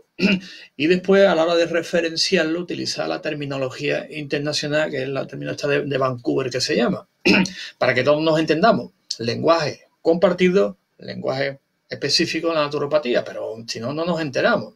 Te ponen una referencia, o me dijo esto, o a veces pregunto, ¿y eso dónde está la...? Me llaman, oye, he leído que... Digo, ¿me puede decir la referencia? ¿Dónde la saca usted esa? Uno que me llamó para el tema de la hipertensión. ¿Dónde ginseng? No, es que he leído en internet que el ginseng sube la presión arterial. Digo, ¿dónde está? Dígamelo usted dónde está la referencia. Después le mandé 20 estudios que decían que no había ningún problema porque produce al final, metabolismo final es óxido nítrico y es vasodilatador. Pero internet es así, hay que tener lo que hablamos de razonamiento naturopático y pensamiento crítico. Crítico significa que, oye, voy a analizar de dónde viene la información. Esto es muy importante y le pongo mucho énfasis a la revisión de la literatura para evitar caer en errores de repetir y no enterarnos que después viene, oye, usted no sabe que aquello ya en el año 30 ya se había dicho. O fechas o cosas o investigaciones que ya están investigadas, que no es el tema, que creo que más de uno y de una hemos escuchado algunas conferencias que dicen, mira, si eso ya es más antiguo que no, ya tal tema lo investigó, está publicado, pero es como si no lo has leído, pues evidentemente lo dicen con... Y al final pues viene, diríamos, ese un poquito todavía entre comillas desprestigio, ¿no? Y dice, oye, esta gente son un poco... Vamos a hacerlo racionalmente y verá cómo todo funciona bien. Los elementos, pues evidentemente... Seguimos con ello y repito lo que estoy diciendo hasta ahora, leer siempre artículos relevantes, identificar bien la materia, ¿no? ¿De acuerdo? No olvidar nunca el marco teórico, que es la introducción. El marco teórico es la introducción a lo que vamos a investigar. Después viene la hipótesis, ¿de acuerdo? Después el procedimiento de recogida de datos y análisis de datos. Yo, por ejemplo, muchas veces lo que hago es lo siguiente, digo, a ver, ¿qué es lo que voy a incluir y lo que voy a excluir? Porque todo no lo puedes poner. Entonces, hoy en día los buscadores son magníficos, ponen las palabras clave que tú quieres buscar. Pero tienes que definir muy bien lo que tú excluyes y lo que voy a incluir yo en la recogida de datos. Porque te puede decir alguien, mire usted, pues le falta tal investigación. Dice, no, yo es que en el criterio de exclusión puse, quedan excluidos de esto, para que usted lo sepa, que vaya a hacer un metaanálisis. Por ejemplo, investigaciones clásicas. Hay una investigación que dice que, no, la investigación no dice nada, lo dice el investigador. Que tiene también evidentemente su ideología, queramos o no, tenemos un sesgo, queramos o no. Te pone a leer la investigación, por ejemplo, un clásico, por ejemplo, hablando de homeopatía, que dice la homeopatía es placebo. Bueno, la investigación, te va a la investigación original, que lo dice, te la lees tranquilamente, la investigación tal tema, y termina diciendo, cosa que no coincide con el lenguaje científico a la hora de desarrollarlo. Dice la idea, dice la homeopatía es compatible con la idea de placebo. Evidentemente ese enunciado no es científico, es metafísico, porque las ideas no se contrastan hipótesis. Bueno, lo suelta y dice, comprobado, no está comprobado, él dice que es compatible con la idea, pero en la ciencia se investiga, se contrastan hipótesis, y en filosofía se debaten ideas, igual que en la ideología, pero no en la ciencia no se debaten ideas. Por lo tanto, el enunciado la conclusión es errónea, porque no está bien, por lo tanto tiene que devolver la investigación y la revista tiene que revisarla. Pero para que hay revistas que por una serie de cuestiones lo publican, pero para eso están los revisores que le escribimos diciendo que este es el error en la publicación, porque no cumple con los estándares internacionales de investigación, como tiene que ser la conclusión. Por lo tanto, es importante ir definiendo muy bien todo, la introducción, qué es lo que queremos, cómo hay que hacerlo, cuál es la hipótesis bien redactada, qué método vamos a utilizar, qué variable vamos a contrastar y qué variables no vamos a contrastar, para que no venga alguien, pues no tuvo usted en cuenta que las personas fumaban mucho, pero usted que esa variable dije que no iba a incluirla. Y que eso podía ser un sesgo, que también lo pongo debajo. Ah, estupendo, pues eso es bueno. ¿Eh? ¿Cuál es el procedimiento? Y evidentemente, ¿qué utiliza usted para analizar los datos? Pero usted puede utilizar el modelo estadístico de regresión no sé cuánto, o la tau de no sé qué, digamos usted qué método utiliza usted, ¿no? Para yo después cuando lea pueda hacer una crítica, pueda revisarlo. Entonces tienes que poner muy bien el material que utiliza y los métodos. Mira usted, he utilizado una encuesta a 100 personas, le pasa una encuesta con este objetivo. Por ejemplo, una investigación clásica que a veces, bueno, tengo debate, dice, a ver, la leche no produce mucosidades. Primero, está mal enunciado y no se enuncia así, ¿no? Eso sería sí. En la condición tal, utilizamos leche, puede, bueno, pues esto es una encuesta que se hace, por ejemplo, se ha hecho en Navarra, a los padres en función de los lácteos que les da y los resfriados que cogen los niños en invierno. Pero usted es una encuesta. Una vez que lo define bien, esa conclusión, como todas las conclusiones que se hacen en ciencia, son parciales y aproximadas, no son cerradas, porque pueden revisar esta investigación. Si esta investigación es una encuesta, hombre, por lo tanto, una encuesta no puede usted concluir diciendo que la leche no produce moco, porque depende de variables que no ha tenido en cuenta, como la genética y otras variables. Por lo tanto, es importante a la hora de la revisión ver un poco los sesgos que se suelen tener. Y evidentemente que el investigador lo ponga. Yo incluyo esto en la investigación y excluyo esto y utilizo tal método. Y después en el análisis de datos, de los resultados es utilizado este método para el análisis de datos. Tal tema o tal otro. Bueno, pues estupendo. Conclusiones, pero a conclusión que sea abierta y que podamos discutirla. Si es cerrada, esta es la verdad. La homeopatía es un placebo. ¿Usted quién ha dicho eso? Hay una investigación, mire usted, pero hay 1800 investigaciones que dicen lo contrario, ¿no? Por lo tanto, igual que dice, la acupuntura no es científica, pero usted hay miles y miles de investigaciones. ¿A cuál de ellas se refiere usted? Entonces, evidentemente, de esto hay que tener, como dije antes, una racionalidad específica para analizar bien los datos, ver el problema bien, enunciarlo bien, definir bien la hipótesis, definir muy bien el método y revisión bibliográfica, que ahí está la clave. Y yo pongo aquí, por ejemplo, voy a dar algunos ejemplos muy simples. Por ejemplo, voy a plantear, por ejemplo, una relación entre dos o más variables. Por ejemplo, ¿hay relación entre el consumo excesivo de azúcar refinada y la aparición de caries dentales? En este caso establecemos una relación entre dos variables, consumo excesivo de azúcar y caries dentales. Ahora voy a compararlo uno con otro. Y vamos a ver si es cierto o no es cierto. Aquí lo que se puede hacer es un estudio estadístico. Vamos a coger, por ejemplo, el país, por ejemplo, estadísticamente que más azúcar consume y lo relacionamos con la población, las caries dentales. Y vamos a coger el país que menos consume azúcar refinada, porque tiene una cultura, y las caries dentales que hay en la población. Y a partir de ahí, por ejemplo, podemos sacar una conclusión, revisiones bibliográficas y estadísticas. En otro, por ejemplo, algunas variables más, por ejemplo, ¿no? Que dice, oye, ¿hay relación entre el consumo de grasa saturada, la posición social que ocupa y la elevación del colesterol? Aquí introducimos otra variable más, que es la posición social, el estatus social que tú tengas. Entonces empezamos a revisiones bibliográficas, recogemos datos y después nosotros hacemos también nuestro estudio. Y podemos llegar a la conclusión de que si se dan estas condiciones, es probable que evidentemente se eleve el colesterol. ¿De acuerdo? ¿Por qué? Porque consume mucha grasa saturada. La posición social no está en la clase social media alta y evidentemente se eleva el colesterol. Esto sería otro planteamiento de una investigación.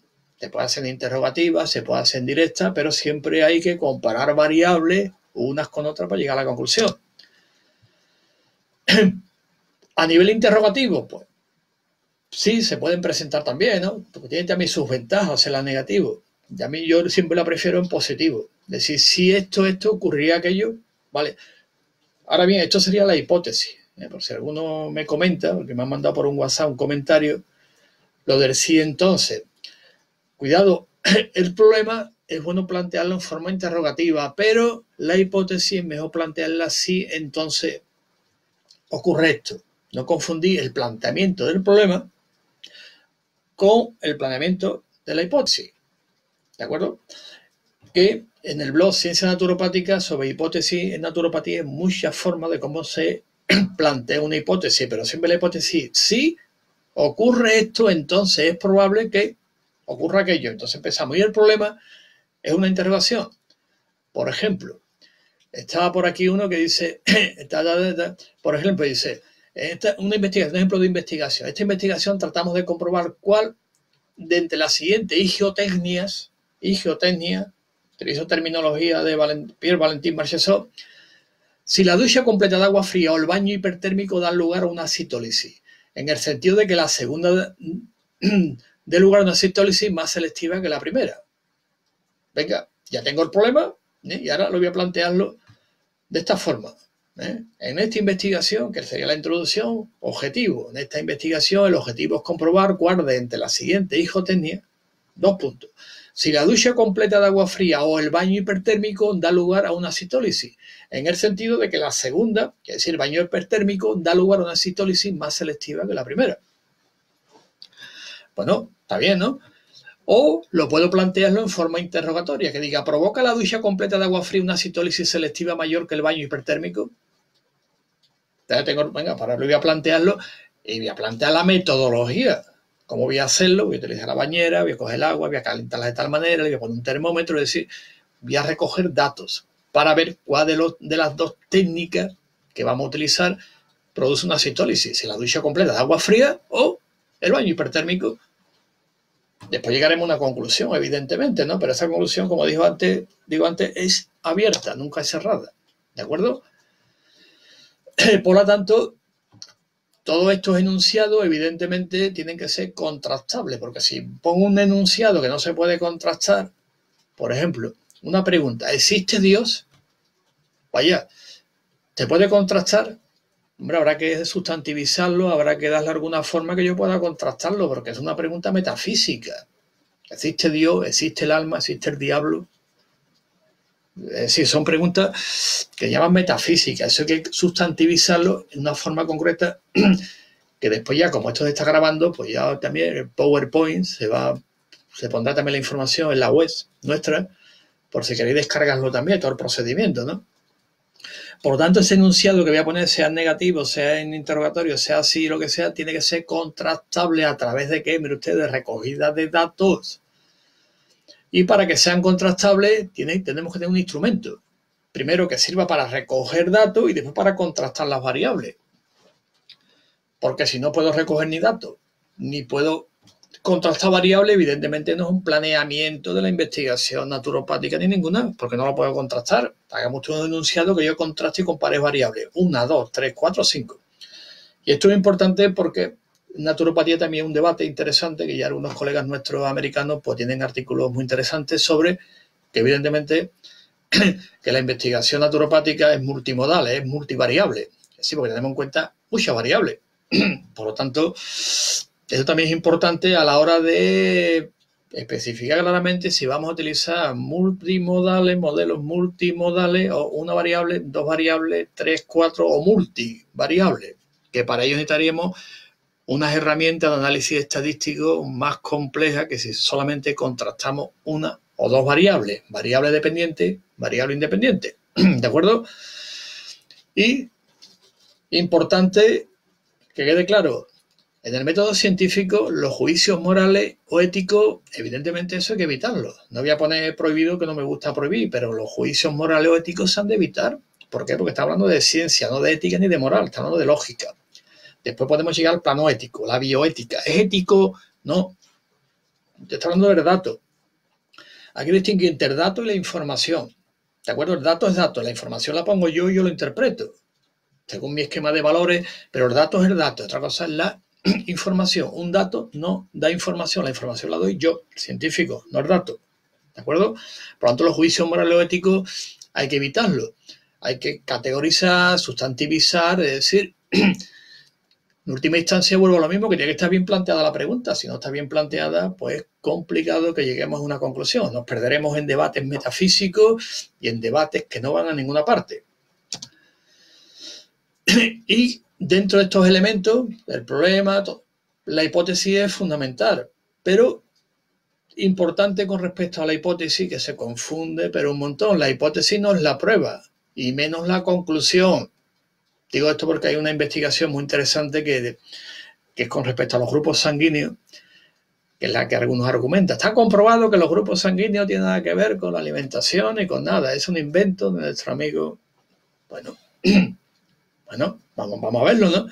La investigación, vamos a leerlo un poquito. Si os gusta investigar, leí la investigación y he utilizado dos variables. Variable siguiente, medida de cintura, del grupo A, grupo C, los dos extremos miden la cintura, y dos variables más, ¿no? Con respecto al tejido adiposo. Bueno, en el grupo A y el grupo C. Después observan, evidentemente, que uno aumenta más la cintura que el otro. Si el grupo A le da más proteína, más grasa, pues evidentemente se saturaba más, según decía. Y qué curioso que después va a llegar a la conclusión, dice, comprobado que no hay ningún cambio. O sea, que vais a observar en muchas investigaciones, si os gustan las revisiones, que fuerzan la conclusión por una serie de cuestiones que ya no entra en el método científico, entra en cuestiones que se llama de agenda o de política. Pero usted no le puede salir eso que no le pagamos la investigación.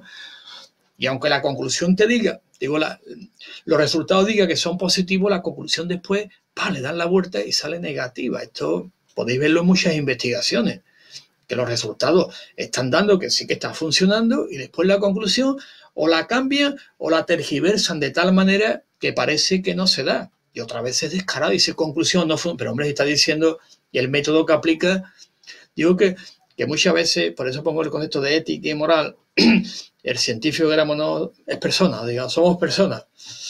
Y depende de quién te pague o depende de otras variables, se te puede colar ese que yo no puede salir esa conclusión que... El ejemplo que a veces he puesto clásico, cuando se reúne en Rusia, que van a demostrar que la homeopatía no existe, ¿no? Lo ponen de presidente del comité a un señor que es anti homeopatía. Lo lógico es que salga que no. Igual que dice, vamos a demostrar que Dios no existe. ¿A quién ponemos de presidente del tribunal? Un ateo reconstituido. Pues evidentemente la conclusión, ¿cuál va a ser?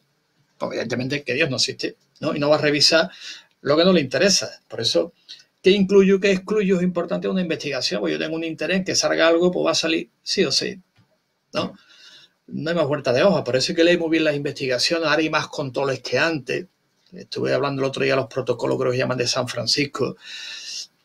Poquito a poco, las investigaciones se controlan más. Ahora hay que poner pues, conflictos de intereses que antes no se ponía, quién te paga la investigación, dónde trabaja usted, qué es lo que hace, es decir, que antes no se ponía. Evidentemente, si te paga alguna investigación, no va a salir lo contrario de lo que estás investigando. Y si sale lo contrario, no lo publique por lo pronto y vamos a revisarlo para ver por qué ha fallado esto.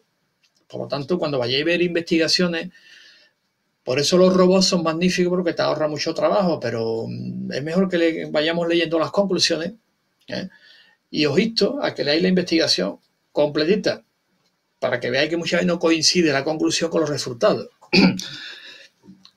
Que no debería de ser, evidentemente, pero...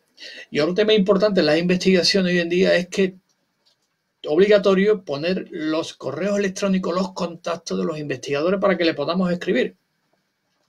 Cosa que antes no ocurría por cuestiones técnicas y otras, pero hoy en día cualquier investigación que no la veáis clara, que hayáis hecho un análisis, un metaanálisis, una revisión sistemática o breve o corta, si no estáis, planteársela al investigador y plantear la revista os la publica, Los investigadores, algunos contestan, otros será cuestión de saturación, no, pero contestan, O sea que es importante que la investigación, hoy en día las revistas, se está cambiando un montón, no era como antes, incluso ahora se puede publicar en directo, esperando la revisión, ya tienes un adelantado, es decir, que están cambiando y ahora es más facilidad para publicar que antes. Ahora a lo mejor después te pueden rechazar muchas de ellas porque no cumple el requisito y la revisión por pares pues no ve, o te la devuelven para que tú vuelvas a cambiar donde los detalles que falten.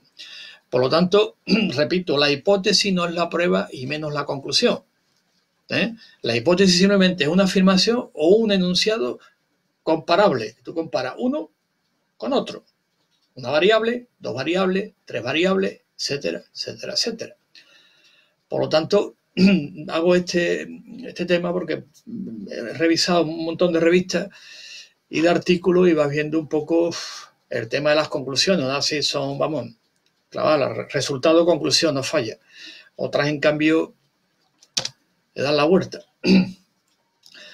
Por ejemplo, una formulación, yo pongo aquí, por ejemplo, llevar prácticamente lo importante a la hora de formular una hipótesis que prácticamente, como se dice, que lleve implícita el camino de la solución del problema. Yo también es bueno plantear una hipótesis que diga, se podrá comprobar no, simplemente que el enunciado que vaya a poner, que lleve implícito prácticamente el camino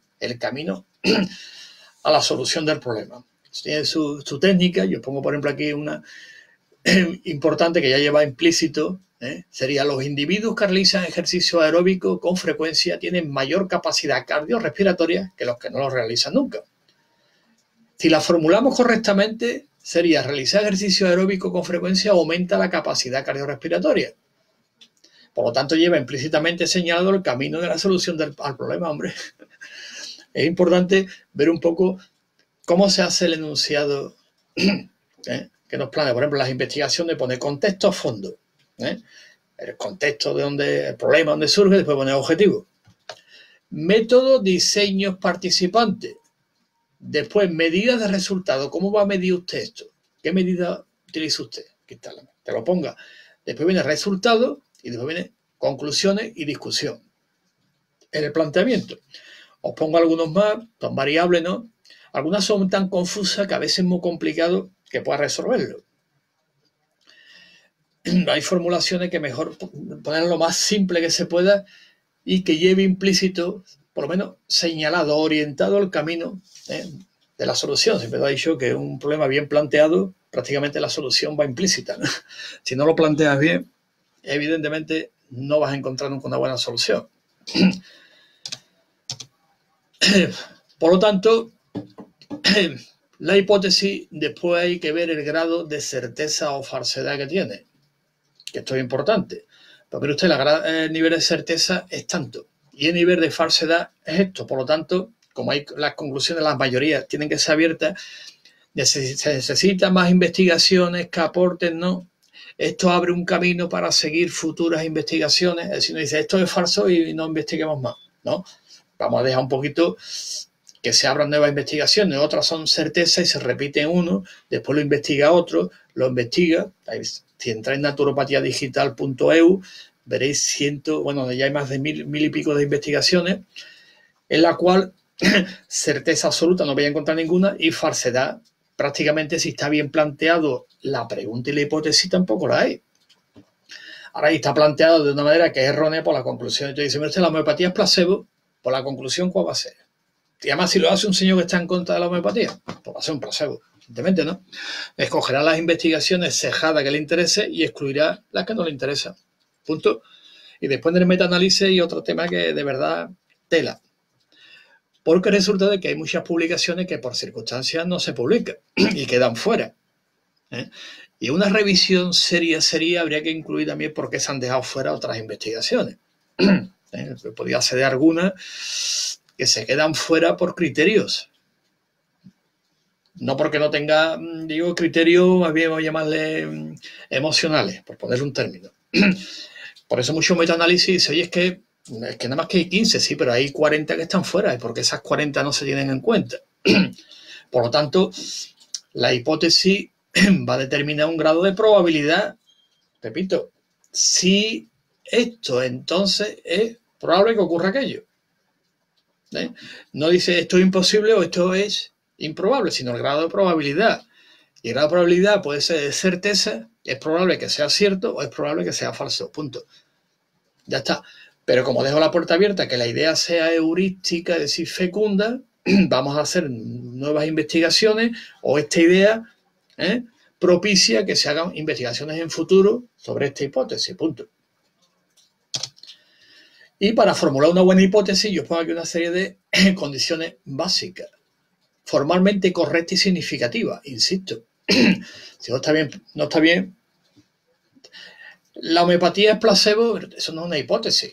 Ni eso está correcta ni es significativa, ¿no? Habrá que poner el remedio homeopático concreto, en estas circunstancias está aplicado en tales circunstancias, probablemente de este resultado. Siguiente, ¿y método? ¿Cuál es el método? Pues vamos a coger tantas personas, doble ciego o triple. Venga, control, trial, todo lo que usted quiera. Venga, vamos a hacerlo. Entonces sí, pero antes no pregunte usted, ¿la homeopatía es placebo? Eso no es una hipótesis, ni es un problema, ni es nada. Por lo tanto, la conclusión, ¿cuál va a ser? Mire usted, la conclusión es que la hipótesis es placebo. O que no es placebo, pero ¿cómo la ha desarrollado? Por lo tanto, vamos a hacer hipótesis, cuando vaya diciendo revisiones bibliográficas que sean formalmente correctas y significativas, si no, la ponía al lado, excluida por esto, excluida por sesgo, excluida por sesgo, y va excluyendo todos los sesgos que hay. Y después el investigador escribía, oye, mira, que esto tiene un sesgo de tanto, y que no es correcto lo que acabas de la conclusión, y se lo explica, que no pasa nada, el debate, como dije antes, es fundamental. Ahora el que diga, la verdad la tengo yo, no es un científico, es un hooligan de la ciencia, y eso no es un científico. Tiene eso un señor que, bueno, como digo muchas veces, me había escuchado, es tonto, le pagan por ser tonto. Punto. Pero el científico siempre dice, bueno, es probable que esto ocurra. Bueno, pues explíqueme usted la otra probabilidad de que no ocurra. Entre los dos llegaremos a una conclusión. Que sean lógicamente consistentes. A, entonces B. Si tengo B es porque tengo A. Si tengo A, tengo B. No vale decir, bueno, puede suceder, no puede suceder, puede que sea, para toda la vida, puede... Es probable, es posible, es compatible, es sospechoso. Mire usted, o es consistente o no es consistente. O lo tengo o no lo tengo. Es sospechoso. Pero ¿esto qué es? ¿Esto estamos jugando a Sherlock Holmes? ¿Es sospecha o lo tengo o no lo tengo? Es probable. ¿Qué porcentaje de probabilidad? ¿Un 10, un 15, un 90? Que se llama que sean lógicamente consistentes. Posible. ¿Cómo que posible? Será probable, ¿no? Porque en la ciencia no hay posibilidades, hay probabilidades, ¿no? Y sabe a lo que me estoy refiriendo, no hace falta que lo diga, o sea que después nos corten, ¿no? No voy a decirlo. Ustedes o lo vean o no lo vean, tiene que ser lógicamente consistente, semánticamente significativa, y cuando yo lo lea me esté enterando, fundada en conocimiento previo, que por lo menos tenga algún marco de algún sitio teórico, algo, y no diga, esto es como usted lo ha inventado, sí. ¿Dónde la saca usted? Pues mire usted, que esto los extraterrestres me lo han dicho. Bueno, ¿los extraterrestres se lo han dicho? Sí. Hombre, usted, eso es raro. Pues tiene que tener... Otro te dice, no, ¿esto quién ha sido? Pues la Virgen tal que no sé cuánto. Y sabéis alguno a quién me refiero, ¿no? O este ha sido el planeta no sé cuánto que me ha dado esto para salvar a la humanidad. Usted, eso no es serio y después, pues, oye... Pero bueno, es igual, hay público para todo y algunos pues, hasta se lo creen y les gustan más. Me parece bien, porque tiene más poderes. Que te le haya dado alguien de fuera del planeta que sea un científico que te lo diga. Por lo tanto, la mente humana es así, le gusta más. ¿Quién lo ha dicho? Dios. ¿Quién ha dicho eso? Pues Pepe García de Murcia. Y dicen lo mismo, pero resulta que Dios tiene más validez porque dijo que... ¿entiendes? Por lo tanto, la investigación debe ser semánticamente significativa, fundada en conocimiento previo y científicamente fundada. Y por supuesto que sea verificable por algún procedimiento, directo o indirecto, cualitativo o cuantitativo, pero que en última instancia sea posible, medible y ponderable. Si no, lo dejamos ahí como probabilidad. Mire usted, esto es así. Mira, ahora mismo no tengo ningún dato que pueda ni negarlo ni afirmarlo. Por lo tanto, no dudo de su buena voluntad, ¿vale? Pero no tengo datos que diga, afirme o niegue lo que usted está diciendo, como nos llega a algunos. Pues esto le he dado y se le ha curado. Esto es por esto. Bueno, como no tengo ningún dato, si usted me lo fundamenta, con un señor que quería escribir, creo que en naturopatía está un tema sobre una planta que curaba el cáncer, pero se le pidió el procedimiento, encima se molestó, es que está en contra de la libertad. No, mire usted, que es un procedimiento, cúmplalo usted, qué planta es, qué sustancia lleva, qué es lo que lleva, cómo la ha hecho usted, de qué manera, cualitativo, y si no, nosotros le ayudamos a planificar la investigación, hombre, que es un tema que más de una persona que tiene una idea muy buena, y si esto cómo lo llevo yo, bueno, sencillo, pues si no tiene usted las herramientas, tiene usted un equipo de colegas para que le hagan una planificación y si quiere se lo publicamos también. Ahora no vale decir, de esta planta cura esto y esto cura aquello. O le pongo un imán y le curo esto, muy bien. Vamos a coger datos, funciona, por lo tanto que sea verificable, que se acoja algún conocimiento previo, electromagnetismo, algo, coja usted algo, hombre. Entonces así, evidentemente, el planeamiento, como estamos diciendo, la investigación naturopática, evidentemente siempre va a llegar a buen puerto, porque cumple con los requisitos y con los estándares de cómo se hace una investigación científica. Ya os dejo también algunos esquemitas de cómo es el procedimiento completo, ¿de acuerdo? Y sobre todo importante, en naturopatía es importante un tema que es investigación, lo he repetido y lo repito otra vez, investigación cualitativa y cuantitativa, que es un esquemita que he puesto más de una vez en Instagram y en todas las redes sociales de cómo es el árbol de la investigación cualitativa y cuantitativa. Porque algunos piensan, y otro tema que a veces en algunos congresos pues, nos han achacado, que la naturopatía no se puede utilizar el método científico. A ver, si reduce el método científico a un laboratorio, pues habrá dimensiones de la naturopatía que no se van a poder llevar a un simple laboratorio, hombre. Pero para eso está el método cualitativo. El método cualitativo es un método que es como el comienzo de la investigación y es tan válido como el cuantitativo. Si algunos reducen todo a doble ciego, o sea, a ECA, como dice por ahí una investigación que hicieron, que se basaron en los ECA nada más, y si son los ECA nada más, bueno, pues entonces eso es un sesgo. Hay muchas más investigaciones que se pueden aportar que son cualitativas, ¿de acuerdo? Incluso la cuantitativa, reducirla a los ECA, es un reduccionismo. Pero el que investiga tiene que poner qué tipo de investigación y qué excluye usted y qué incluye. Voy a excluir solamente estudios ECA, pues estupendo. Ya sé que va a estar sesgado, porque van a faltar muchos más elementos. Esto es importante cuando vayáis revisando la bibliografía, que quede claro, cualitativo, si son encuestas, observacional, comparativo, laboratorio, si se ha hecho en vivo, si se ha hecho in vitro, si se ha hecho estudios de campo. Todo eso es importante en el método científico, cómo se ha hecho y cómo lo hacemos. Y en última instancia, en naturopatía, como me han preguntado, ¿qué metodología? ¿Cualitativa o cuantitativa? Digo, híbrida. Metodología híbrida. ¿Qué significa híbrida? Que tenemos en cuenta los dos elementos. Punto. Y ya para terminar, como una vez que tenemos la investigación hecha, que lo hemos contrastado o falseado o verificado, es probable que, porque la ciencia funciona con probabilidades, no con posibilidades, ¿de acuerdo? Entonces, habrá que redactarlo y enviarlo. Entonces, hay un esquema básico que se llama el esquema IMRYD, que es un esquema clásico.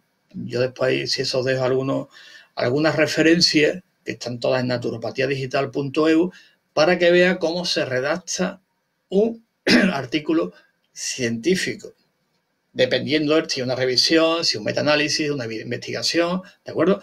Y el método IMRID es muy simple y significa introducción. Es decir, ¿qué problema se estudió? Pues introduzca usted, haga usted la introducción. ¿De acuerdo? Tal tema, el problema este, hemos observado que con este elemento da problemas con esto y hemos observado que la planta tal o tal tema tradicionalmente se ha utilizado para esto, pues hace la introducción. Método. ¿Cómo se estudia esto? Mira, pues vamos a coger 10 personas que tengan este problema tal tema, le vamos a darle esta planta y otras 10 personas vamos a darle este medicamento. Bueno, hipertensión arterial. La verdad viene con hipertensión, vemos la variable. Ahora vamos a aplicarle, por ejemplo, una planta, por ejemplo, el olivo. Y otra vamos a aplicarle, pues, un inhibidor de la ECA. ¿De acuerdo? No voy a decir nombre. Inhibidor de la ECA. Y a la semana vamos a coger qué resultado esperado. Pues el esperado sería, vamos a ver si la presión arterial en los dos grupos se ha estabilizado. Bueno, es la primera variable que se puede contrastar. Pues si a la semana vemos, oye, los dos, tanto el del olivo como este, se ha estabilizado. Bien. Segundo, los efectos colaterales. Tercero, la cantidad que tienes que dar de planta de medicamento para el tema. Así que ya tienes que ir diciendo los métodos que tú vas a utilizar, el diseño, cómo lo vas a diseñarlo y evidentemente las medidas de resultados. ¿Qué medidas vas a utilizar usted? Pero usted va a utilizar análisis de sangre a la semana. O si vamos a hacerlo con ratita, la vamos a sacrificar tal tema y vamos a coger el hígado, lo hacemos esto y vemos la enzima, si está la citoquina más alta o está más baja. O si la célula de Kupffer aumenta y la citoquina y se coagula la sangre. Bueno, pues digamos usted, lo ponemos, resultados, ¿de acuerdo? Y después los resultados son, evidentemente, ¿cuáles son? Pues explíquemelo usted. 1, 2, 3, 4. Hemos comprobado que este se le dio bajo, este bajo. Fue menos cantidad, efectos colaterales menos y además se inhibió la enzima de forma no competitiva. Y el otro de forma competitiva con los efectos que tiene. Uno actúa en el centro activo y otro en el centro alostérico. Bueno, pues pongamos usted los resultados para que los pueda analizarlo. Y después la conclusión o discusión, ¿cómo se interpretan los resultados? Concluimos que, visto los resultados,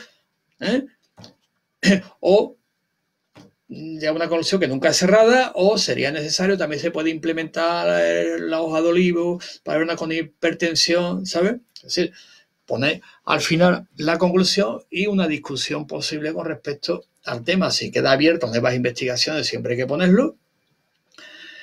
Y después, pues poner para qué sirve concretamente los resultados y en qué se puede aplicar, que es lo importante.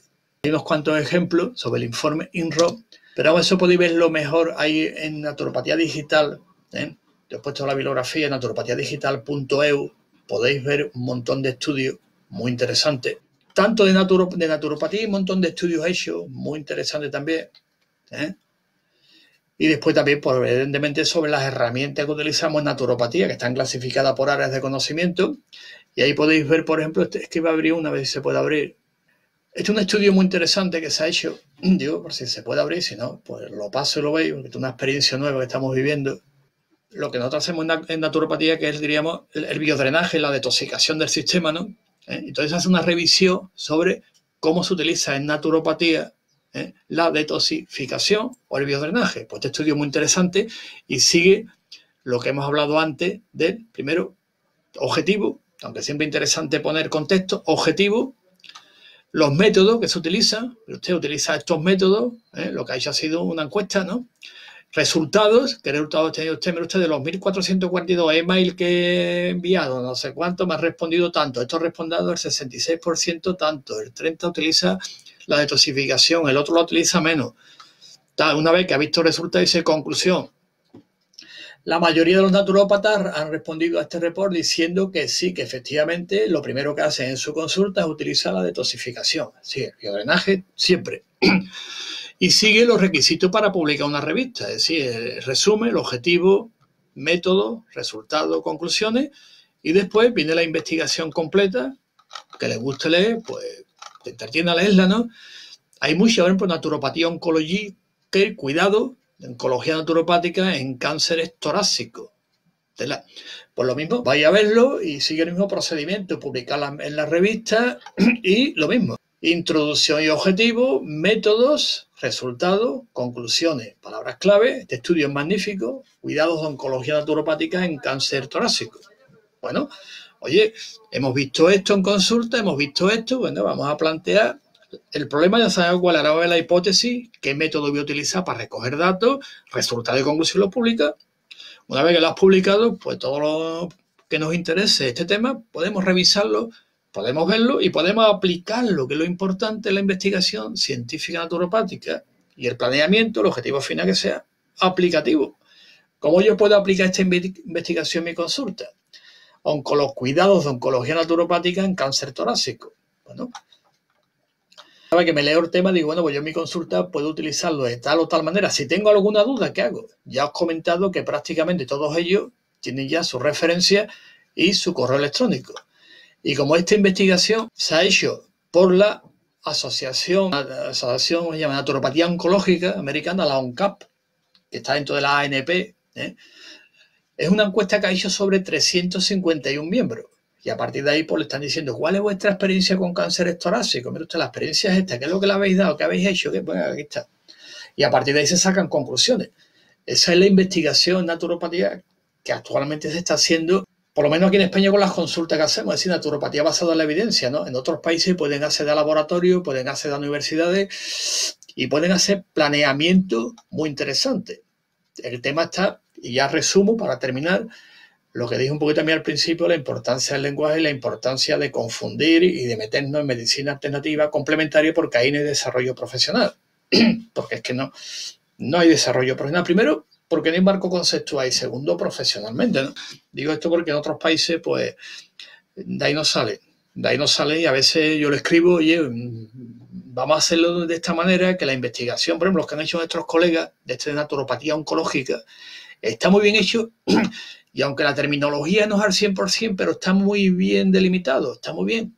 Naturopatía, y no llega a utilizar otros conceptos que den lugar a confusión. Otros empiezan diciendo, es que la medicina alternativa no sé qué, pero hombre, y después pone naturopatía debajo. Bueno, pues ya me confunde usted. ¿Soy médico o soy alternativo? Dice las dos cosas, pues defíname usted alternativo y defíname usted médico. No, es que soy médico tradicional, pues defíname usted tradicional, defíname médico, ¿no? Y después vamos a pasar eso al plano jurídico, del plano científico al jurídico, ya la hemos liado. Porque es que no, ¿de dónde estoy? No, yo soy terapeuta alternativo.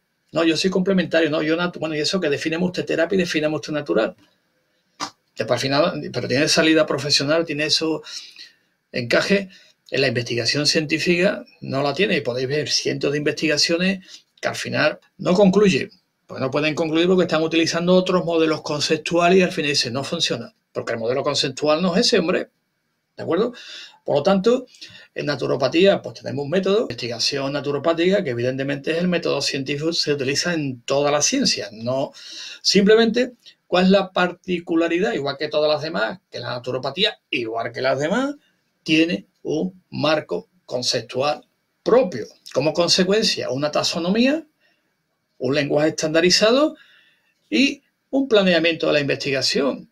O sea que hacemos lo mismo que toda la ciencia, utilizamos los mismos elementos, las mismas herramientas y la diferencia es el marco conceptual que tienen también todas las que son ciencia, las que no son no tienen marco conceptual porque dependen de otras, es decir, son ramas, son especialidad, que es un tema también que se debatió en su tiempo si la naturopatía era una rama de o no era una rama de, o una especialidad, eso ya quedó. Lo que pasa es que en ciertos sectores pues confunden profesión con activismo. Un activista es el que está en contra de esto, de los alópatas, bueno, es un activista, un profesional, se dedica a lo que estamos haciendo nosotros, a trabajar, a investigar y ofrecer un servicio de calidad. Y los activistas, pues, todos los días están con lo mismo. Estoy en contra de esto, que si los convencionales, que... Y a veces es lamentable que, como algunos colegas empiezan un artículo magnífico y al final terminan diciendo es que la medicina convencional, digo, ay, ya las liado. Y empiezan muy bien, ¿no? Entonces, poquito a poco, a través de la Federación Mundial de Naturopatía, que está sirviendo un poquito de coordinador en todo este proceso, el documento que tiene sobre el lenguaje naturopático es un punto de partida muy interesante y a partir de ahí pues vamos a seguir investigando y os sugiero que os suscribáis a naturopatiadigital.eu, veáis todas las investigaciones que hay hechas, además de muchos artículos, y hay una pestañita que pone revistas revisadas. Y si entráis en revistas revisadas, se abre un montón, viene por orden alfabético, hay ya cerca de 4.000 revistas revisadas. Y de ahí donde se están sacando todos los datos con respecto a fundamentar la práctica profesional naturopática. Así que, nada, muchas gracias por la atención. Y si hay alguna pregunta directa, pues bien, si hay una pregunta directa, pues por correo electrónico o que tenga algún interés, pues nos puede escribirnos al nombre de la organización o pueden darlo también el mío particular. Así que muchas gracias y nos vemos pronto.